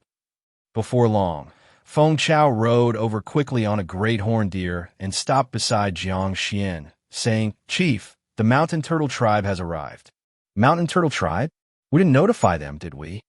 Feng Chao replied, "Time was tight, so we indeed didn't get a chance to inform them." "Strange. Then why are they coming over now?" Jiang Xuan thought for a moment. The mountain turtle tribe had been allies fighting side by side multiple times. They were unlikely to have any inappropriate intentions towards the vine tribe. More importantly, now that the vine god has awakened, even in the worst-case scenario, Jiang Xuan is not afraid. "Let them come over." "Yes." Feng Chao rode the great horned deer away again, and soon, over 800 mountain turtle tribe warriors rode giant mountain turtles through the vine tribe and arrived at the north gate. To Jiang Xuan's surprise, the totem god of the mountain turtle tribe also came. Due to its enormous size, it couldn't enter the vine tribe and had to circle along the vine wall to the outside of the north gate. "Ha ha ha! Chief Xuan, we are here." Shanjia jumped down from the back of a large mountain turtle. He was still wearing a bulky turtle shell, holding a stone spear, and his walk had a slight bow-legged stance, making him look quite comical. "Chief Shanjia, you all are. Of course, we're here to help you fight. We are allies, after all." Jiang Xuan was deeply moved. Surprises came one after another today. It was one thing for the frog tribe to come over, but he didn't expect the mountain turtle tribe to also rush over. However, he still voiced his inner doubt. "Chief Shanjia, how did you know the vine tribe would be in danger today?" Chapter 370, What is a Surprise? 2. Shanjia looked at the turtle god, as massive as a small mountain, and said with a fervent face, "It was the turtle god who sent us here." The turtle god foresaw trouble coming to the vine tribe a few days ago, so it sent us over. In this primordial world, the witch of a tribe can predict some future events through divination. As a totem god, especially of the turtle species, the ability to predict the future is evidently much stronger than that of a witch. Jiang Xuan, after listening to Shanjia's words, gratefully looked at the old turtle, and the old turtle, noticing Jiang Xuan's gaze, actually nodded at him slightly. The addition of the frog tribe and the mountain turtle tribe, especially the arrival of the totem god of the mountain turtle tribe, was like giving a shot of adrenaline to the vine tribe, even reviving a bit of confidence in those few pessimistic tribal warriors of the vine tribe. Not long after the arrival of the mountain turtle tribe, the ground began to shake slightly. Dong dong dong. From afar, the dense sound of hooves came closer and closer, with great momentum. At the same time, a gigantic wild boar walked out from the forest, and those towering trees seemed like mere weeds to it, easily brushed aside. This gigantic wild boar was the totem god of the wild boar tribe, ferocious and brutal, having earned a notorious reputation shortly after arriving in the southern wilderness. Outside the north gate of the vine tribe, everyone tensed up. Jiang Xuan shouted loudly, "Prepare for battle!" Clang, clang, clang. All warriors from the three tribes picked up their favored weapons, ready to face the wild boar tribe. Soon, the first gigantic wild boar appeared, carrying a warrior rushing out from the forest. Then came the second, the third. In a short time, countless wild boar cavalry appeared, charging unhesitatingly toward the vine tribe. Whoosh! A powerful earth bow was triggered by a gigantic wild boar, a wooden spear directly shooting out and stabbing into the back of the gigantic wild boar. The gigantic wild boar let out a scream, but it did not fall. Instead, its eyes turned blood red, rushing even faster with the warrior on its back. This was the terror of wild boars. As long as they weren't mortally wounded, they would lose their sanity and charge forward even more ferociously than before being injured. Chapter 371, Vine God Awakens, Binding Wild Boar. After being repeatedly thwarted by the turtle god, the wild boar god finally erupted in fury. White smoke billowed from its nostrils, its eyes turned blood red, and its size increased tenfold. Whoosh! Suddenly, the wild boar god charged at the turtle god, swift as the wind. The turtle god hadn't reacted yet when a pair of gigantic hooves stomped hard onto its shell. Boom! After going berserk, the wild boar god's strength was immense. The unprepared turtle god was fiercely trampled, its entire body sinking deeply into the ground. If it weren't for the abnormal hardness of its shell, it might have been crushed. Back in the day, the shell of the old turtle god was said to be the number one in defense. As the child of the old turtle god, the little turtle god's shell was naturally much thicker and harder than other mountain turtles. Though the shell wasn't broken, the turtle god suffered internal injuries under the massive impact, with a trace of blood seeping from its mouth. Hoot. The wild boar god stomped fiercely a few more times, but the turtle god's back was shrouded in a thick layer of divine light, offsetting some of the power and preventing further harm. Slash! The wild boar god lowered its head and viciously jabbed down with its tusks, striking the turtle god's lower armor. Then, it forcefully flicked up, sending the turtle god's massive body flying across several mountaintops, before crashing heavily onto the ground, creating a deep pit. The turtle god's power was ultimately weaker. Once the wild boar god went berserk, it couldn't hold on any longer. Without the turtle god's obstruction, the wild boar god roared, lowered its head, and charged at the vine tribe's vine wall. At this moment, its size was overwhelming, its strength violent and untamed. The impact was so intense that the ordinary vine wall couldn't withstand it. Snap, snap. Many thick vines snapped outright while some were uprooted. The wild boar god retreated a few steps, then fiercely slammed forward again, breaking the remaining vines. The protective vine wall of the vine tribe, guarded for so long, at this moment was forcefully breached by the wild boar god. On the battlefield, the wild boar tribe leader's spirit lifted, shouting, "Charge in! Hoot. All the giant wild boars and warriors, as if injected with adrenaline, howled and rushed forward.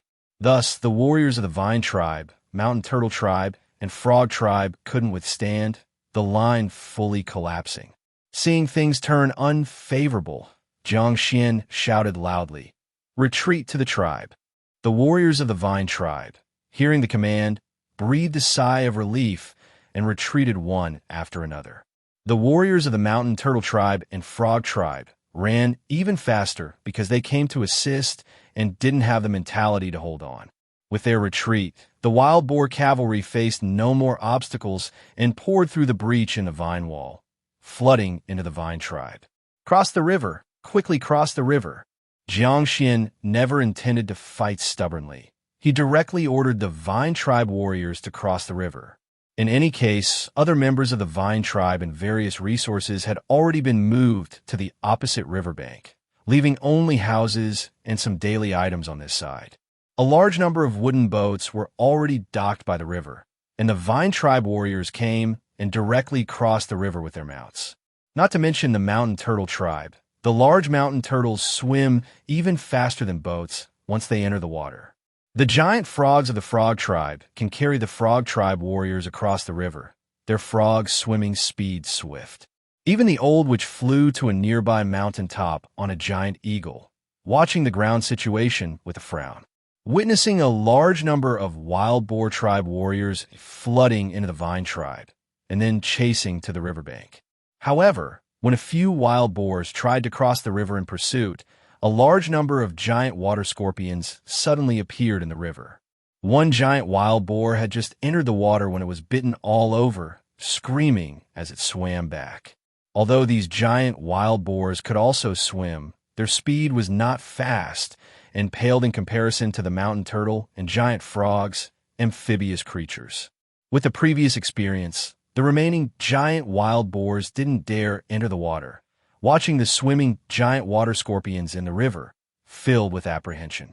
The river wasn't the realm of the wild boars, especially in this primitive era where the water's dominators were no less than those on land. The wild boar tribe leaders stared at the river for a while, then said, "Don't pursue them for now. Their houses are still here. Find food." The wild boar tribe warriors thudded off towards the vine tribe's residential area. Yet they were destined to return empty-handed, since the vine tribe's possessions had long been moved across the river. Where's the food? Where's the food?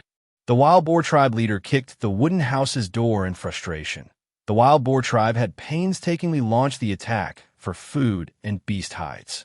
Moreover, they have desired those golden knife coins from the vine tribe for a long time. But now, though they invaded the vine tribe, besides some cumbersome pottery and stone tools, they gained almost nothing. Just then, the witch rode over on a giant wild boar and said to the leader, "Don't worry, I've checked. Although there's no food in the vine tribe houses, there's plenty of edible crops planted in the ground. We just need to harvest all the crops the vine tribe planted, and the trip will be worth it." The wild boar tribe leader's eyes lit up. He walked outside and took a careful look, finding indeed a large number of plants cultivated by the vine tribe. Chapter 372. Vine God Awakens, Binding Wild Boar 2. Some giant wild boars were already gnawing on the vegetables in the field. Many of the grains and vegetables the wild boar tribe chief didn't recognize, like red crystal rice and bamboo wheat. But just the edible plants he did recognize were quite substantial in number. Harvest the grain. With a command from the wild boar tribe chief, the wild boar cavalry rushed into the fields, picking the grains they recognized and harvesting quickly. On the opposite riverbank, the warriors of the vine tribe watched the actions of the wild boar tribe, feeling as if their hearts were bleeding. The grain, our grain. Gonsong was so anxious that tears almost came out. That grain embodied the hard work of him and the planting team for more than half a year, almost ready for harvest, now being ravaged by those wild boars. "Chief, we can't let them take away our grain." The warriors of the vine tribe were all in a panic. This grain was crucial for ensuring everyone in the vine tribe could survive the winter. Jiang Xuan reassured, "Everyone, don't worry, listen to me.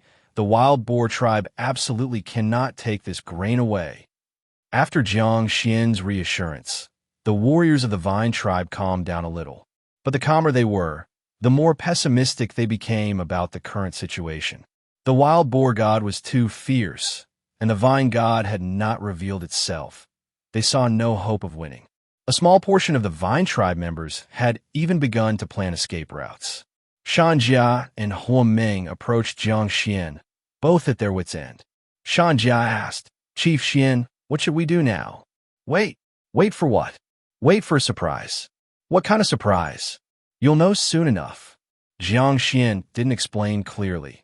Shanjia and Huameng were left bewildered, thinking perhaps Jiang Xuan was hallucinating from the stress of the tribal crisis.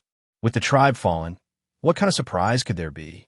Shanjia and Huameng thought this way, and some members of the vine tribe shared the same thought.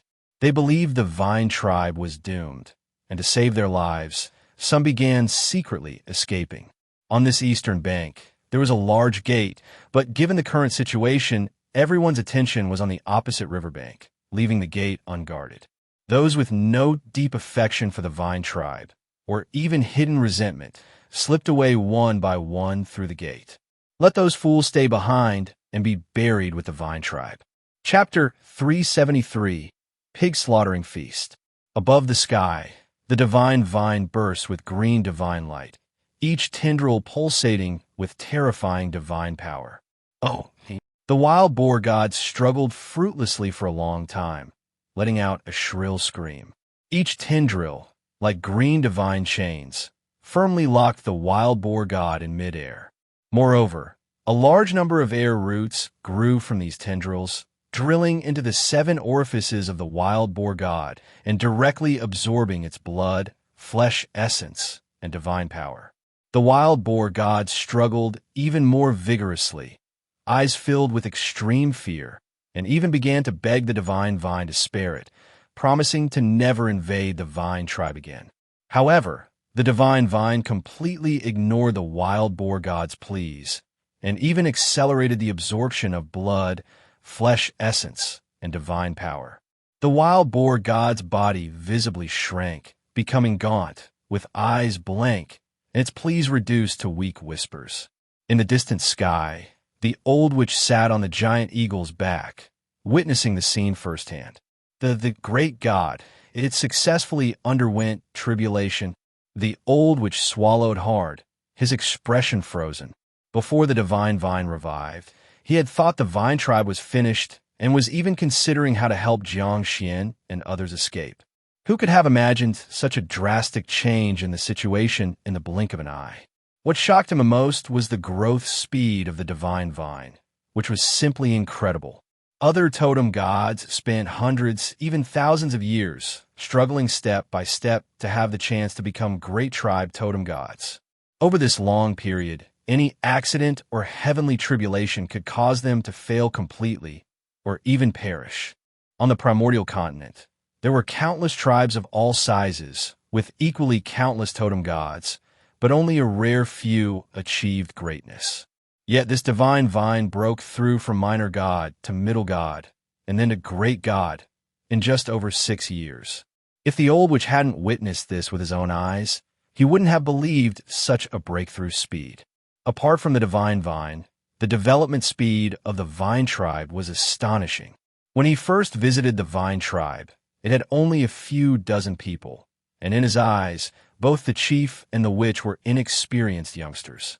Calling such a vine tribe a small tribe was already an exaggeration. But in just a few short years, the vine tribe underwent earth-shaking changes, with its population growing from a dozen people to over 2,000. Most importantly, despite expanding so rapidly, the vine tribe did not experience food shortages or various internal conflicts like those tribes that relied on pillaging. The vine tribe always avoided major food crises through farming, breeding, and trading with various tribes. Death from starvation, commonplace in other tribes, never occurred in the vine tribe. The old witch murmured to himself, "A terrifying divine vine, a terrifying vine tribe." He had a strong premonition that the vine tribe's limits might not just be those of ordinary great tribes. It might even venture beyond the southern wilderness to distant lands. Thinking of this, the old witch suddenly wished to live longer to personally witness the future development of the vine tribe. Back on the ground, when the wild boar tribe warriors saw the wild boar god actually bound and immovable, they all panicked. The wild boar tribe's chief reacted swiftly and immediately shouted, "Retreat! Quickly retreat!" The warriors harvesting grain and vegetables immediately abandoned the unfinished harvest and remounted the wild boars, rushing in panic towards the gap in the vine wall. Boom, boom, boom. Nearly 3,000 giant wild boars started running again with great momentum. "Since you've entered, stay here." In the sky, the divine vine suddenly spoke, its voice grand and imposing, full of oppressive power. This was one of the traits of a great god, able to communicate with all beings, which naturally included humans. Crack, crack, crack. A horrible divine light surged toward the broken vine wall, and all the severed tendrils quickly grew again. They intertwined and grew upwards from the ground, their speed astonishing. By the time the wild boar tribe members ran past, not only was the broken vine wall fully restored, but all 4 main gates were closed. The wild boar tribe's chief, which over 3,000 warriors and more than 3,000 giant wild boars were all trapped within the vine tribe. The wild boar tribe chief's face instantly turned exceedingly pale, realizing that the wild boar tribe was utterly doomed today. The wild boar tribe, which focused entirely on the wild boar god, anxiously desperate yet helpless. "Witch chief, what should we do?" The wild boar tribe warriors panicked further, pinning their hopes on the chief and witch. I don't know either." The wild boar tribe chief's response confused the warriors even more, with some even trying to climb the vine wall. However, the vine wall was not easily scaled. Many tendrils were covered with spines, offering no handhold. Meanwhile, on the east bank of the Feiyu River, the warriors of the vine tribe, mountain turtle tribe, and frog tribe grew more excited. Especially the vine tribe warriors, who, fired up, grabbed their weapons, eager to charge across. Jiang Xuan, holding the bronze battle spear, pointed across the river and shouted, "Cross the river, capture wild boars, and after we're done, I'll treat everyone to a feast tonight." Chapter 374, Pig Slaughter Feast 2. Good. All the warriors cheered, then one by one boarded the boats, desperately rowing towards the opposite bank. Groups of warriors crossed the river, rallying on the opposite bank with high fighting spirits. Especially the warriors from the planning team, who were seething with anger over the wild boar tribe's harvesting of their grain and vegetables.